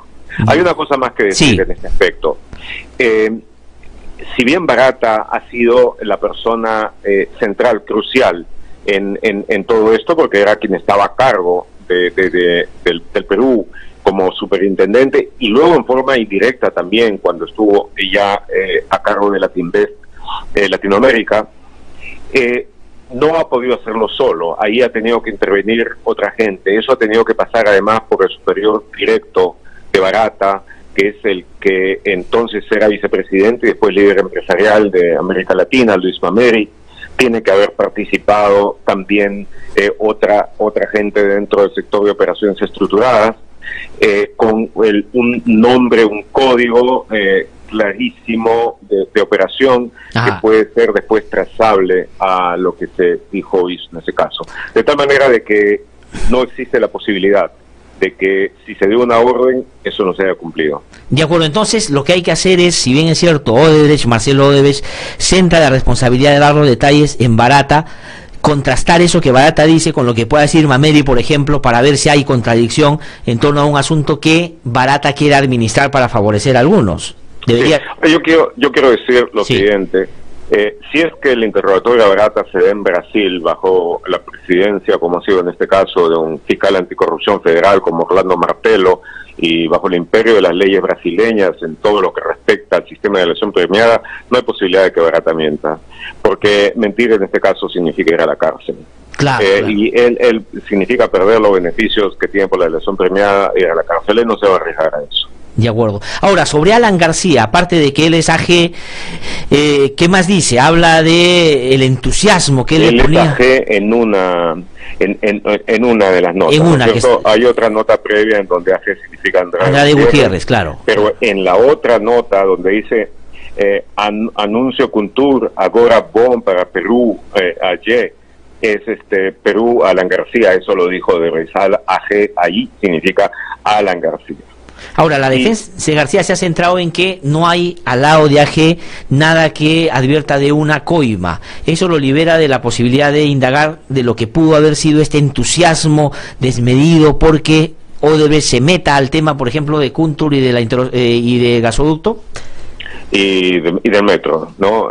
Llevarlo a que entre al metro. García fue el principal factor para intentar de que Odebrecht participara. Odebrecht, en el caso del gas, no pensaba hacerlo. No, lo que Marcelo Odebrecht ha revelado, entre otras cosas, es que con García sí existía una relación particularmente estrecha con toda su familia, desde Norberto Odebrecht, el abuelo, hasta pasando por Emilio Odebrecht, el padre, y terminando con Marcelo. Era, como dijo, ahí en una relación de confianza. Y bueno, cuando le preguntaron si que había habido aportes a las campañas políticas del APRA, Alan García, él dijo que tiene la certeza, no la posibilidad, la certeza de que hubo aporte de campaña, pero de nuevo dijo que eso lo tiene que confirmar, ya saben ustedes, Barata. Y bueno, pero la cosa más importante al final es que Odebrecht contó que la compañía, la corporación había pagado a Alan García para que dicte conferencias, unas conferencias por las que no se pagaba $1,000, sino 50,000, 100,000, encima de eso. Entonces dijo que sí, que lo habían contratado porque dijo que era una política de la empresa ayudar a los expresidentes. Lo que, como ustedes pueden imaginar, no tiene nada que ver con la filantropía, sino con el manejo de poderes. Y eso lo hizo con Lula también, que está, como ustedes saben, ahora igualmente procesado y está con una sentencia de primera instancia en Brasil en contra. Y cuando le han preguntado sobre los montos y etcétera, de nuevo dijo Barata. Sí, pues. De tal manera de que todos los caminos de la indagación conducen a Barata. Sí, Gustavo, y sobre Pedro Pablo Kuczynski, porque tenemos que ir terminando ya, bueno, ahí, digamos, ha habido una cosa que ha sido tomada, digamos, con mucho entusiasmo por los fujimoristas. Tú, de hecho, relatas que la sonrisa no se les podía ya controlar cuando mencionó a Kuczynski Odebrecht. Pero, ¿qué significa lo que dijo concretamente? ¿Desde qué perspectiva hay que verlo? Porque ahora parecería que todo se está centrando en discutir el vínculo de PPK con Odebrecht y desatender, por ejemplo, los dos temas que ha desarrollado sobre García y sobre Keiko. Bueno, sí, claro, eso se explica en parte por estrategia de distracción de los fujimoristas y los apristas, pero también por la torpeza antológica de Kuczynski. Sí. Pero cuando lo que indica básicamente Odebrecht es que hubo dos momentos. Lo primero, cuando Kuczynski estuvo a cargo de Proinversión también, en tanto ministro de Economía y Finanzas, en el primer gobierno de Toledo, y se estaba tomando la discusión sobre la Irsasur, y Kuczynski, todo indica, es lo que declara Odebrecht, fue un adversario, un opositor sobre toda la participación de Odebrecht en el proyecto, y lo llamó literalmente una piedra en el zapato. Ajá. Bueno, pero dice que cuando dejó de ser ministro, vean ustedes, lo contrató como consultor. Sí. Entonces, cuando le preguntan, ¿y para qué? ¿Por qué? Entonces, él dice, para curar heridas. Sí. Para curar heridas. Y bueno, entonces le dicen, ¿sobre qué? ¿Cuál fue en qué fue consultor? Sobre temas económicos. Bueno, obviamente no iba a ser sobre física nuclear. Sí, claro. Temas económicos. Y ahí sí, es el único punto en donde la resolución, digamos, la granularidad de las versiones que tengo no coincide plenamente. Porque algunos escucharon ¿cómo le pagaron? Escucharon que dijo que con la caja 2. Sí. Otros sencillamente no lo recuerdan. Pero esos que recuerdan la caja 2, también se recuerda una repregunta. ¿Y por qué le pagaron con la caja 2? Entonces, la respuesta es por una cuestión de fisco. ¿Y qué monto? Y ya adivinen la respuesta. Barata lo conoce, pregúntenle a Barata. Sí, pues, sí. Entonces, bueno, pues, también la otra pregunta es sobre si lo habían apoyado en la campaña electoral del 2011. Y de nuevo, si he estado en los primeros puestos, tengo la certeza que sí, dijo. Entonces, bueno, ustedes ya han visto lo que contestó ayer. Yo el mismo día que estuve escribiendo el artículo me comuniqué con Freddy Chirino, que es la persona que en realidad le ve todas las cuestiones importantes de comunicación a Kuczynski. Busqué hablar con él, me dijo que lo iba a hacer, al final no hubo nada, pero ayer sí tuve una respuesta y él me dijo de que Kuczynski iba a responder cuando llegue la versión oficial. Pero eso es ridículo. Totalmente. La versión oficial no va a llegar hasta que no se arregle todas las discrepancias que hay respecto al sistema de acción premiada de colaboración eficaz en el Perú. Y eso va a demorar, en el mejor de los casos, mucho tiempo. Hasta ese momento no va a llegar. Lo que ha dicho alguna autoridad del Ministerio Público que había 15 días es simplemente falso. Entonces, bueno, lo de Kuczynski, de nuevo, ha sido otro caso de reacción tonta y desafortunada a una circunstancia política que a lo que no es novedad, pero digamos que esta ha sentado nuevos récords dentro de ello.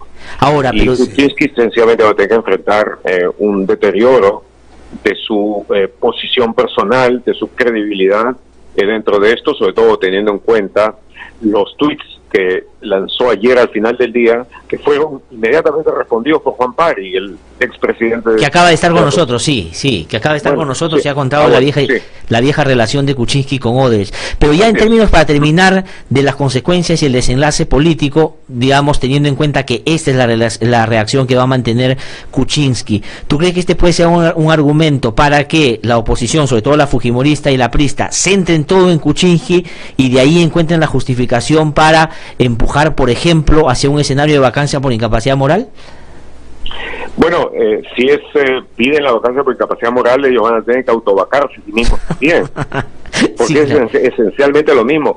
Van a buscar, ese es el viejo recurso de corruptos en el Perú, distraer la atención básicamente con el horna de turno, lanzarlo a la hoguera, y mientras ellos danzan alrededor de la hoguera, esperando que no se note su presencia, pero lo que tiene que hacer el esfuerzo general de la sociedad civil tiene que ser el exigir rendición de cuentas pareja, inmediata, paralela, simultánea. Sí, pues.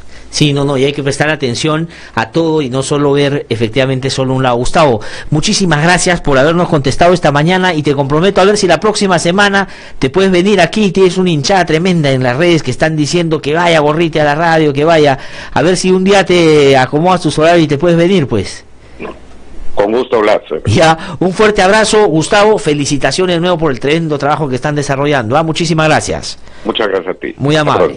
Un fuerte abrazo. Ha sido Gustavo Gorriti, entonces, que ha conversado con nosotros. Tengo que ir a una pausa y cuando regrese vamos a conversar sobre las consideraciones legales, penales, sobre este tema Lavallato. Y para eso está ya Ronald Gamarra en nuestro estudio. Regresamos en un instante. Hijito, ¿qué tal te fue hoy en tu colegio? Mamá, tengo una anotación en la agenda, pero no te molesta, ¿no? Claro que no. Primero debemos conversar y me cuentas qué pasó, ¿ya? Hola, Marta. ¿Sabes que hoy los niños se quedaron sin recreo? No, yo no sabía. No sé bien, pero también castigaré a mi hijo. ¿Pero sin hablarle? ¿Sin preguntarle qué sucedió? Ay, dicen que se portaron mal. Nuestros niños merecen ser escuchados, explicarnos y darnos sus opiniones. Luego tomamos decisiones. Tienes razón. Le preguntaré a mi niño. Atrévete a criar a un niño con amor. Recuerda que nuestras acciones dejan huella. Prestándoles atención, conversando, respetando, brindando confianza y dando un buen ejemplo, nuestros niños y niñas tendrán una buena educación libre de violencia. Los niños, niñas y adolescentes tenemos derecho al buen trato, vivir en un ambiente armonioso, solidario y afectivo, en casa y en el colegio. La ley número 30403 prohíbe el uso del castigo físico y humillante contra los niños, niñas y adolescentes. Campaña Nacional contra el Castigo Físico y Humillante. Atrévete a criar con amor, con el apoyo de ASDI. Que no te cuenten cuentos, el Diario 1 te cuenta la verdad. Compra el Diario 1, el diario oficial de la realidad peruana.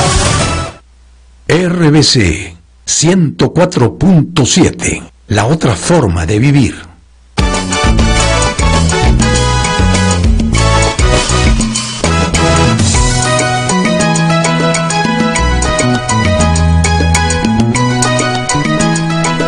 Son las 8:34 de la mañana, estamos de vuelta en No Hay Derecho, y quienes me están viendo han visto ya que me he puesto mi polo con el escudo del Perú, porque hoy día somos Perú, hoy día va a ganar la selección peruana, le vamos a ganar a Nueva Zelanda, de todas maneras nos vamos al Mundial, así que esa esperanza la albergamos aquí en este programa, por supuesto, y hacemos fuerzas y mandamos las mejores vibras a nuestros representantes esta vez en la cancha para ganarle a este equipo, que la verdad en términos futbolísticos es bastante menos que Perú, así que no hay justificación para no ganar.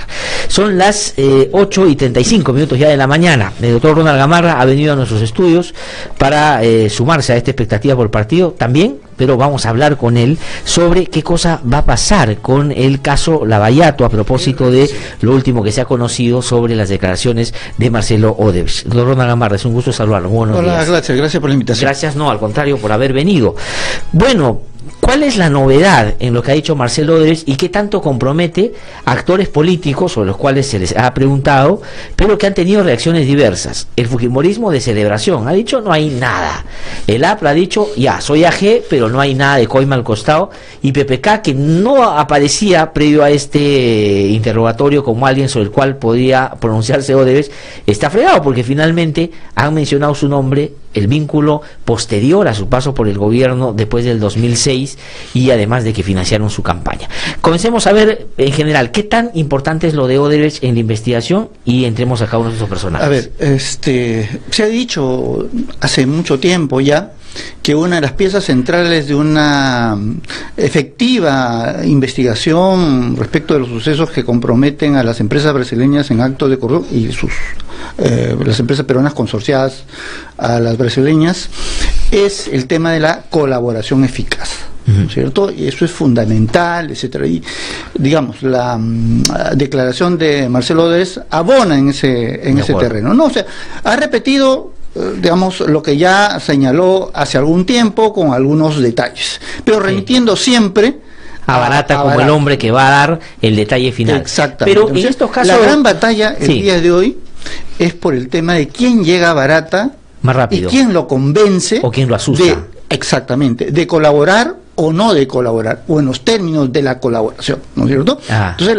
yo creo que tanto los abogados de los responsables como la Fiscalía están en una carrera en este momento, entiendo yo, por convencer a ahora, ¿no? Sobre eso yo le voy a plantear en base a alguna información que me ha llegado sobre la metodología que están empleando sobre todo los fujimoristas.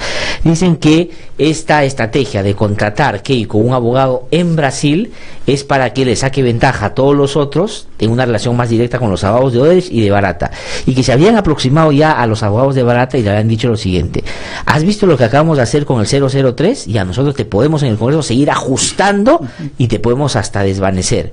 Y por otro lado le habrían dicho que de todos los actores políticos involucrados en el caso Lavallato, los únicos que van a tener vigencia política después de toda esta investigación son los fujimoristas, que pueden llegar a ganar o a tener un núcleo fuerte en el Congreso y que ahí le pueden hacer la vida imposible. Ese tipo de presiones pueden jugar a favor. Sí, por supuesto, aquí hay dos escenarios. Ajá, ¿no? a ver. Uno más, por supuesto que hay enlaces entre ambos, ¿no? Uno político y uno jurídico, ¿no es cierto? La Fiscalía solo puede negociar o entablar relaciones con Odebrecht en el plano estrictamente legal. Es decir, ¿no es cierto? ¿Qué es lo que puede ofrecer el Ministerio Público a cambio de información eficaz que ayude a desentrañar los actos de corrupción, ¿no es cierto? Ajá. Y eventualmente a sancionar a determinados responsables?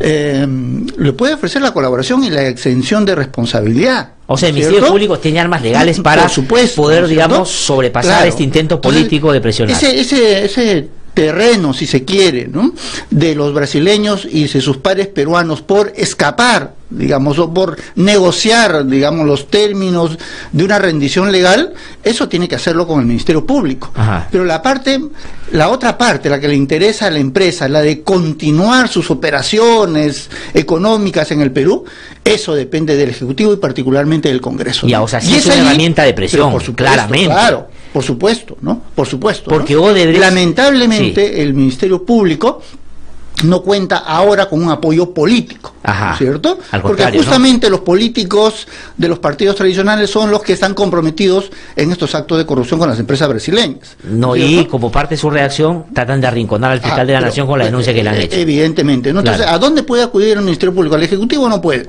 No. Al Congreso tampoco, ¿no es cierto?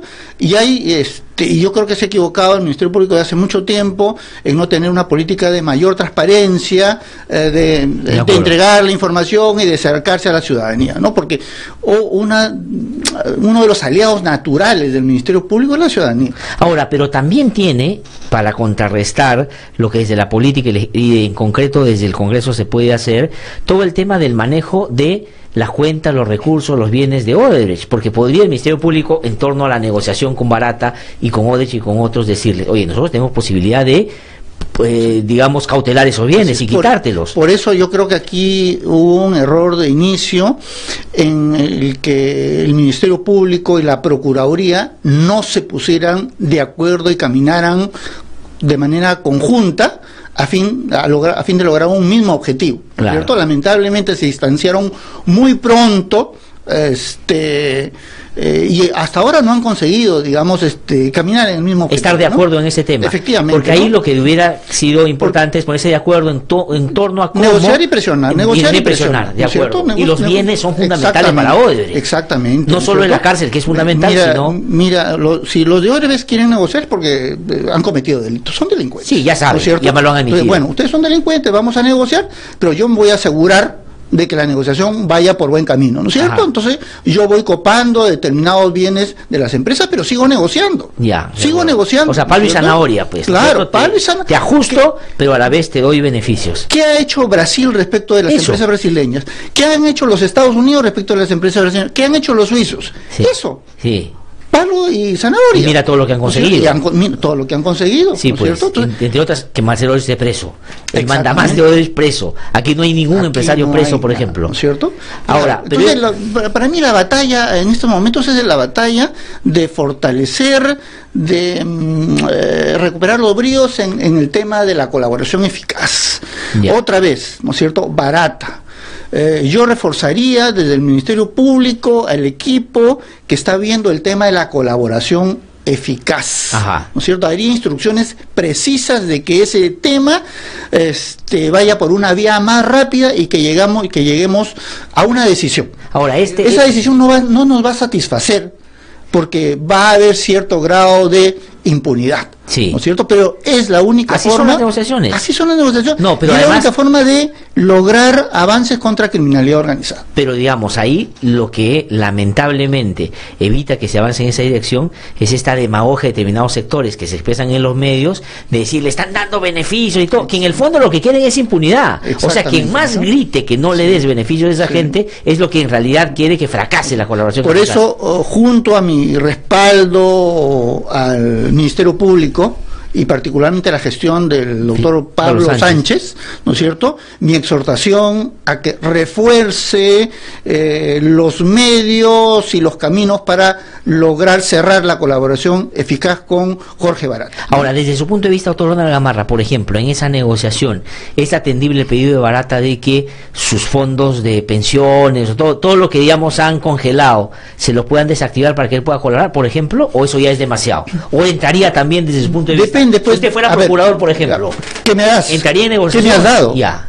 ¿Qué me has dado? ¿Qué información me has dado? ¿O qué me puedes dar, no? ¿O qué me das? ¿No es cierto? O yo le planteo, bueno, yo quiero información de estos casos y de estos personajes. ¿Me los das? Conversamos. Ya, bueno. ¿No? Pero esa es parte de la negociación, otra vez, ¿no es cierto? Sí, pues. El garrote y la zanahoria. Ahora, sobre todo ahora que Odebrecht ha centrado todo en Barata. Pero por supuesto. Todo. O sea, todas las preguntas difíciles se las ha trasladado a Barata. O se le ha dado como los lineamientos generales. Ahora, habría que preguntarse también, y me parece que acá yo entiendo la reserva, el sigilo necesario en los temas de colaboración eficaz y además para avanzar y no poner sobre aviso a los otros responsables, ¿no es cierto? Pero ya pasó casi un año, ¿no es cierto?, de este proceso de colaboración, tiempo más que suficiente para que se abran investigaciones preliminares con todas sus características respecto de otros participantes en estos actos de corrupción. ¿Estamos hablando de quién? De las socias peruanas, evidentemente, ¿no? O sea, por supuesto que hay fórmulas. Ojalá que se haya iniciado una investigación preliminar contra los que resulten responsables. De acuerdo. Por eso es que nosotros no sabemos y las empresas peruanas tampoco están siendo investigadas. O sea, esa investigación genérica podría incorporar claramente, para no poner en sobreaviso a los investigados, que se estila y me parece conveniente, pero después de 8 meses o 10 meses ya creo que es tiempo suficiente porque se habrán accedido a fuentes de información suficientes como para abrir, digamos, investigaciones preliminares contra personas con nombre y apellido. Vinculadas a estas empresas. Por supuesto. Claro, salvo que en estos 8 meses tú hayas evitado hacerlo, pero en el marco de una colaboración que ellas estén haciendo. Pero ellas han negado hasta ahora, a pesar de que Marcelo Odebrecht reitera de que sí sabían perfectamente que todo esto era en base a la corrupción, ¿no? Sí, bueno, pero yo creo que no se pueden conocer todos los términos de los avances en los acuerdos, pero el inicio de investigaciones preliminares con nombres y apellidos nos podría dar ya una idea de cuánto ahora, se ha el fiscal de la ¿no? Nación y Hamilton Castro han dicho otro día que sí hay investigaciones sobre las empresas, sí, ¿no? claro. O sea, pero ayer escuchaba a Katherine Ampero diciendo que en marzo de este año ella preguntó o pidió que abrieran investigación y que le respondieron diciendo que no hay investigación. Bueno, es que yo creo que le respondieron, o sea, yo no voy a defender tampoco la respuesta del doctor Hamilton frente a la Procuraduría, ¿no es cierto?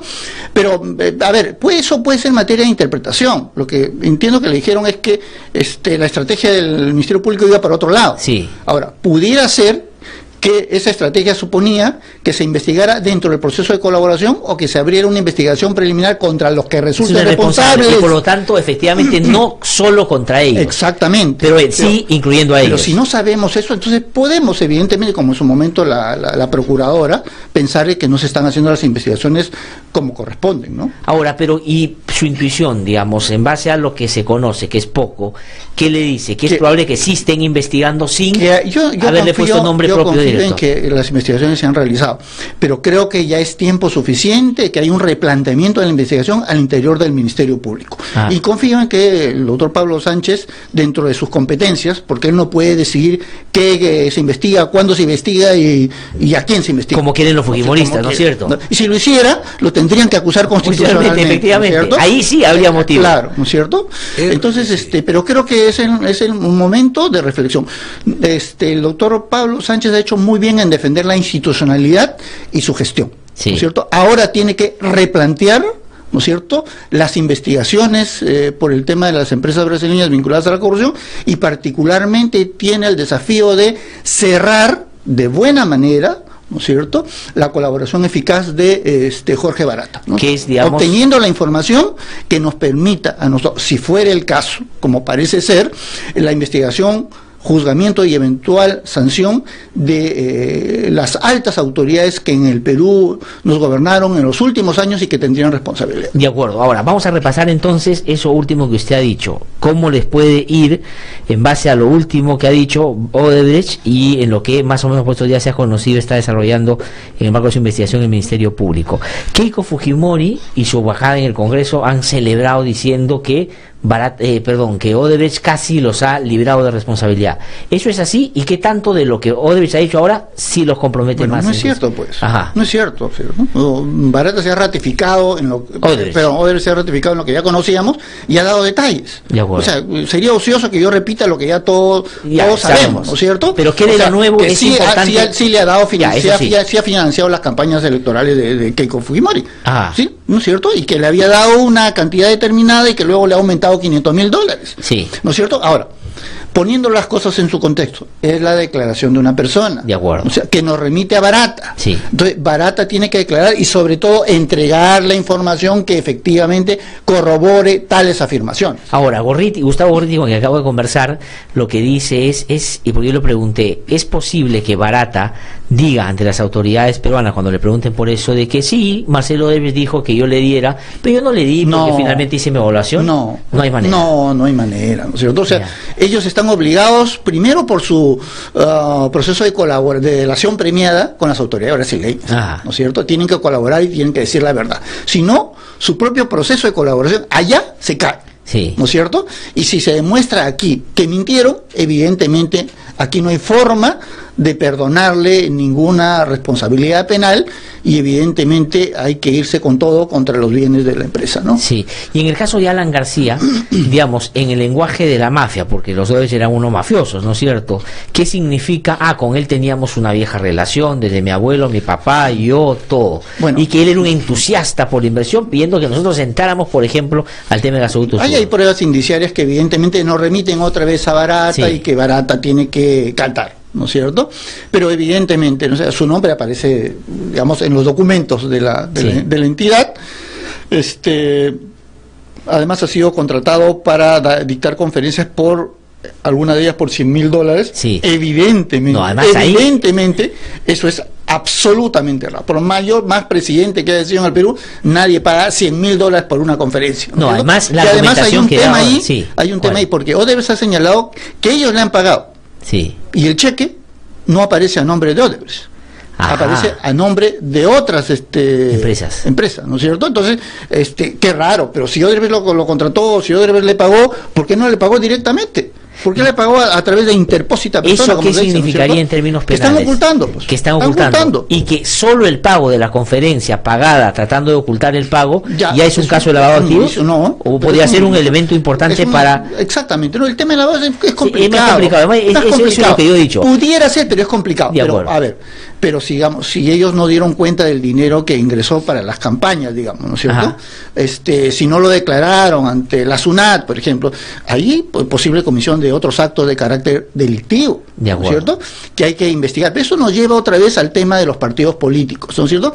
Tanto se rasgan las vestiduras diciendo que luchan contra la corrupción y que los corruptos son otros en el Congreso, cuando no se ha perdido la oportunidad, ¿no es cierto?, de sancionar penalmente los ingresos ilegales para las campañas de los partidos políticos, que no ha sido sancionado como delito. Sí. ¿No es cierto? Bueno, y que teniendo una mayoría el Congreso no ha penalizado en eso. El Congreso se tiene que establecer que los partidos políticos tienen que reportar a la unidad de inteligencia financiera y tienen que tener un oficial de cumplimiento. Sí. Esas cosas que se pueden y que se deben hacer en el Congreso no están en la agenda, no lo van a hacer, pues obviamente, ¿no? Lo han hecho los que están involucrados, ni aquellos que podrían verse perjudicados en el futuro. Doctor Ronald Gamarra, hay una persona aquí que hace en relación al último que usted ha dicho, ¿no?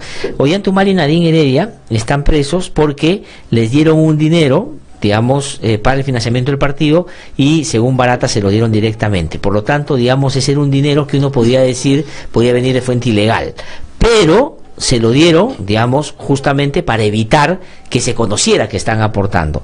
Y lo comparan con el caso de Alan García. El pagarle una conferencia a Alan García escondiendo la ruta porque no querían pagarle directamente es un elemento sustantivo para que ellos puedan estar en una situación similar, es decir, investigados por estos delitos. Investigados, sí, por supuesto. Mira, claro. Y hay una reflexión sobre el tema de Ollanta Humala y de Nadine Heredia, ¿no es cierto?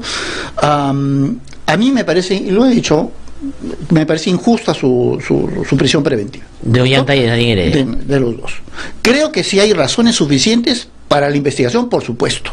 Y hay razones suficientes para una acusación que no sé por qué tarda del Ministerio Público, también, por supuesto, ¿no? Que deben ir a juicio inmediatamente, pero por supuesto, y que su situación debe resolverse allí. Y ojo, que la situación de ellos será en el futuro la que marque la situación de los otros políticos. ¿Los otros quiénes son? Keiko, García. Keiko, García, eventualmente PPK. O sea, los que aplaudieron en algún momento con mucho entusiasmo, después puede como un buen regresarles a ellos y complicarles la vida. Porque en ciertos momentos, en cierta parte, la situación de ellos es la situación de los otros también, ¿no? En cuanto al financiamiento de los partidos, por ejemplo. Ya, y en el caso de Pedro Pablo Kuczynski, ¿cuál es su interpretación sobre lo dicho por Odebrecht, pero sobre todo por la respuesta que ha dado el presidente, digamos? Bueno, de una debilidad y orfandad absoluta en principio, ¿no? Yo esperaba que nuestro señor presidente saliera a defender la institucionalidad democrática, al Ministerio Público, al Tribunal Constitucional frente a los ataques de los que son víctimas, ¿no? Finalmente, por eso es presidente, por eso está ahí en el sillón de Pizarro, ¿no? Porque se comprometió a defender el Estado de Derecho. Y me sorprende también la debilidad con que ha salido a defenderse. La frivolidad de la manera, acusación, ¿no? Superficialidad, ¿no? Claro, la acusación no es cosa menor.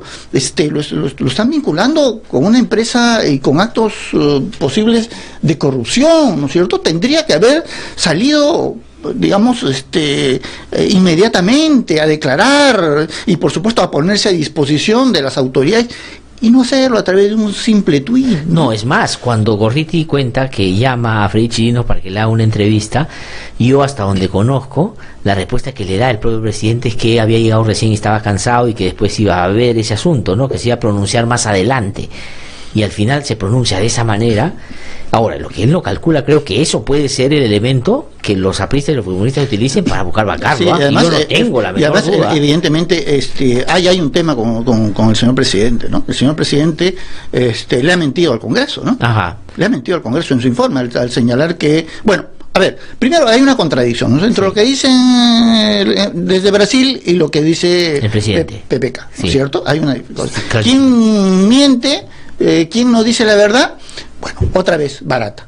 Sí. Otra vez Barata, ¿no es cierto? Otra vez Barata. Pero el hecho de que el presidente haya sido, por ejemplo, una declaración frente al fiscal tan genérico como diciendo no me acuerdo en realidad si tuve relación con ellos, y que ahora haya dicho que no tiene vínculo y se compruebe que sí ha tenido vínculo con Odebrecht, ¿eso lo complica legalmente? Sí, pero por supuesto. ¿Pero ¿no? ¿Qué? Yo leí una declaración de Duvernier Rodríguez que dice que eso puede constituir un delito y por lo tanto se puede abrir un frente ahí. El presidente del Poder Judicial se refiere básicamente a la entrega de información al Congreso, ¿no es cierto? A la Comisión Lavajato, ¿no? Que brinda información, ¿no es cierto? Él, digamos, se ha dado aparentemente falsa información en un procedimiento administrativo del parlamentario, ¿no es cierto? Y eso sí es un delito. Si se comprueba, eso es un delito. O sea, le verá una información falsa al Congreso. Al Congreso, como a cualquier entidad pública. Claro, es que falsedad genérica es No, así es un delito específico. Ya, ¿no es de cierto? acuerdo, de acuerdo. Entrega de falsa información en procedimiento administrativo. Y eso es delito. Es un delito, si se quiere, menor, lo que sea. No, pero refleja una voluntad de mentir. Pero por supuesto, claro, ¿no es cierto? Y claro, y a esto se suma el hecho contado también por la procuradora, por la ex procuradora, en el sentido de que cuando se le hizo la pregunta respecto de si... Se molestó y no contestó. No contestó, ¿no es cierto? No contestó. Ajá. Ahora, pero la situación legal de Pedro Pablo Kuczynski, él como presidente solo puede ser investigado por los aspectos que la Constitución prevé, pero todo esto queda en un paréntesis y cuando termine la presidencia, digamos, de todas maneras va a ser sometido a la justicia. Sí, por supuesto, no, pero básicamente en estos momentos el tema con el presidente es político, ¿no es cierto? Es político, ¿no es cierto? Entonces se lo quieren bajar, lo quieren involucrar como uno más de los que han estado manchados por la corrupción, verdaderamente o falsamente, y hay una debilidad en su defensa, evidentemente, ¿no? Sí, pues, y eso tiene que explicar. No, y si eso, como yo he mencionado, digamos, va de la mano con lo que Klimper dijo el domingo, de que ellos no van por una vacancia política, sino uno entiende que las que están previstas en la Constitución, la única manera de bajar al presidente, aparte de porque se murió, porque físicamente está impedido y otras cosas, es por incapacidad moral permanente, y eso lo determina el Congreso de la República, con votos. Pero por supuesto. Entonces, si el PPK está vinculado con Odebrecht y se resiste, digo, estoy armando el argumento que imagino fujimorista, que está en la cabeza de los fujimoristas, y se resiste a colaborar, pues no puede gobernar un país incapacidad moral. Así es. Mira, en estos momentos, entonces, el escenario desde la política está marcado por, digamos, la presión que están ejerciendo los fujimoristas con los apristas sobre Odebrecht, sí, ¿no es cierto? Para que se queden callados, no hablen, a cambio de la posibilidad de, digamos, de continuar operando en algún momento. O sea, de un mejor trato, ¿no, empresarial acá? Claro, ¿no es cierto? Y la Fiscalía, sin apoyo político, está tratando de avanzar las investigaciones, y su gran reto es de cerrar la colaboración eficaz con Barata, ¿no? Y el presidente político, el presidente de la República, resguardar la presidencia de la República, pronunciarse políticamente y por supuesto, responder, ¿no? Y la ciudadanía tener, digamos, me gustaría que por lo menos el 10% del fervor que mostramos para el fútbol, tenerlo para... No, yo creo que ahorita la gente está distraída. También importante, ¿no? Yo creo que la gente está distraída con el fútbol, ¿verdad? Pero pase el fútbol y yo creo que la gente se da cuenta de la dimensión de esta corrupción. Doctor Navarra, muchísimas gracias por venir, como siempre, con tanta claridad de plantearnos estos temas. Muy amable, ¿eh? Bueno, y ganamos hoy día, de todas maneras. 2-0 es mejor. 2-0. Yo también creo que 2-0. Carlito, ¿cuánto ganamos? 1-0. El momento no le gusta el fútbol. Luis, 1-0. Ya, pero igual ganamos. Hasta el día de mañana a las 7. Mañana no vengo porque me voy a Puno, hago programa descentralizado el día viernes, y mañana viene Ernesto Rajara aquí al programa. Así que hasta el día de mañana.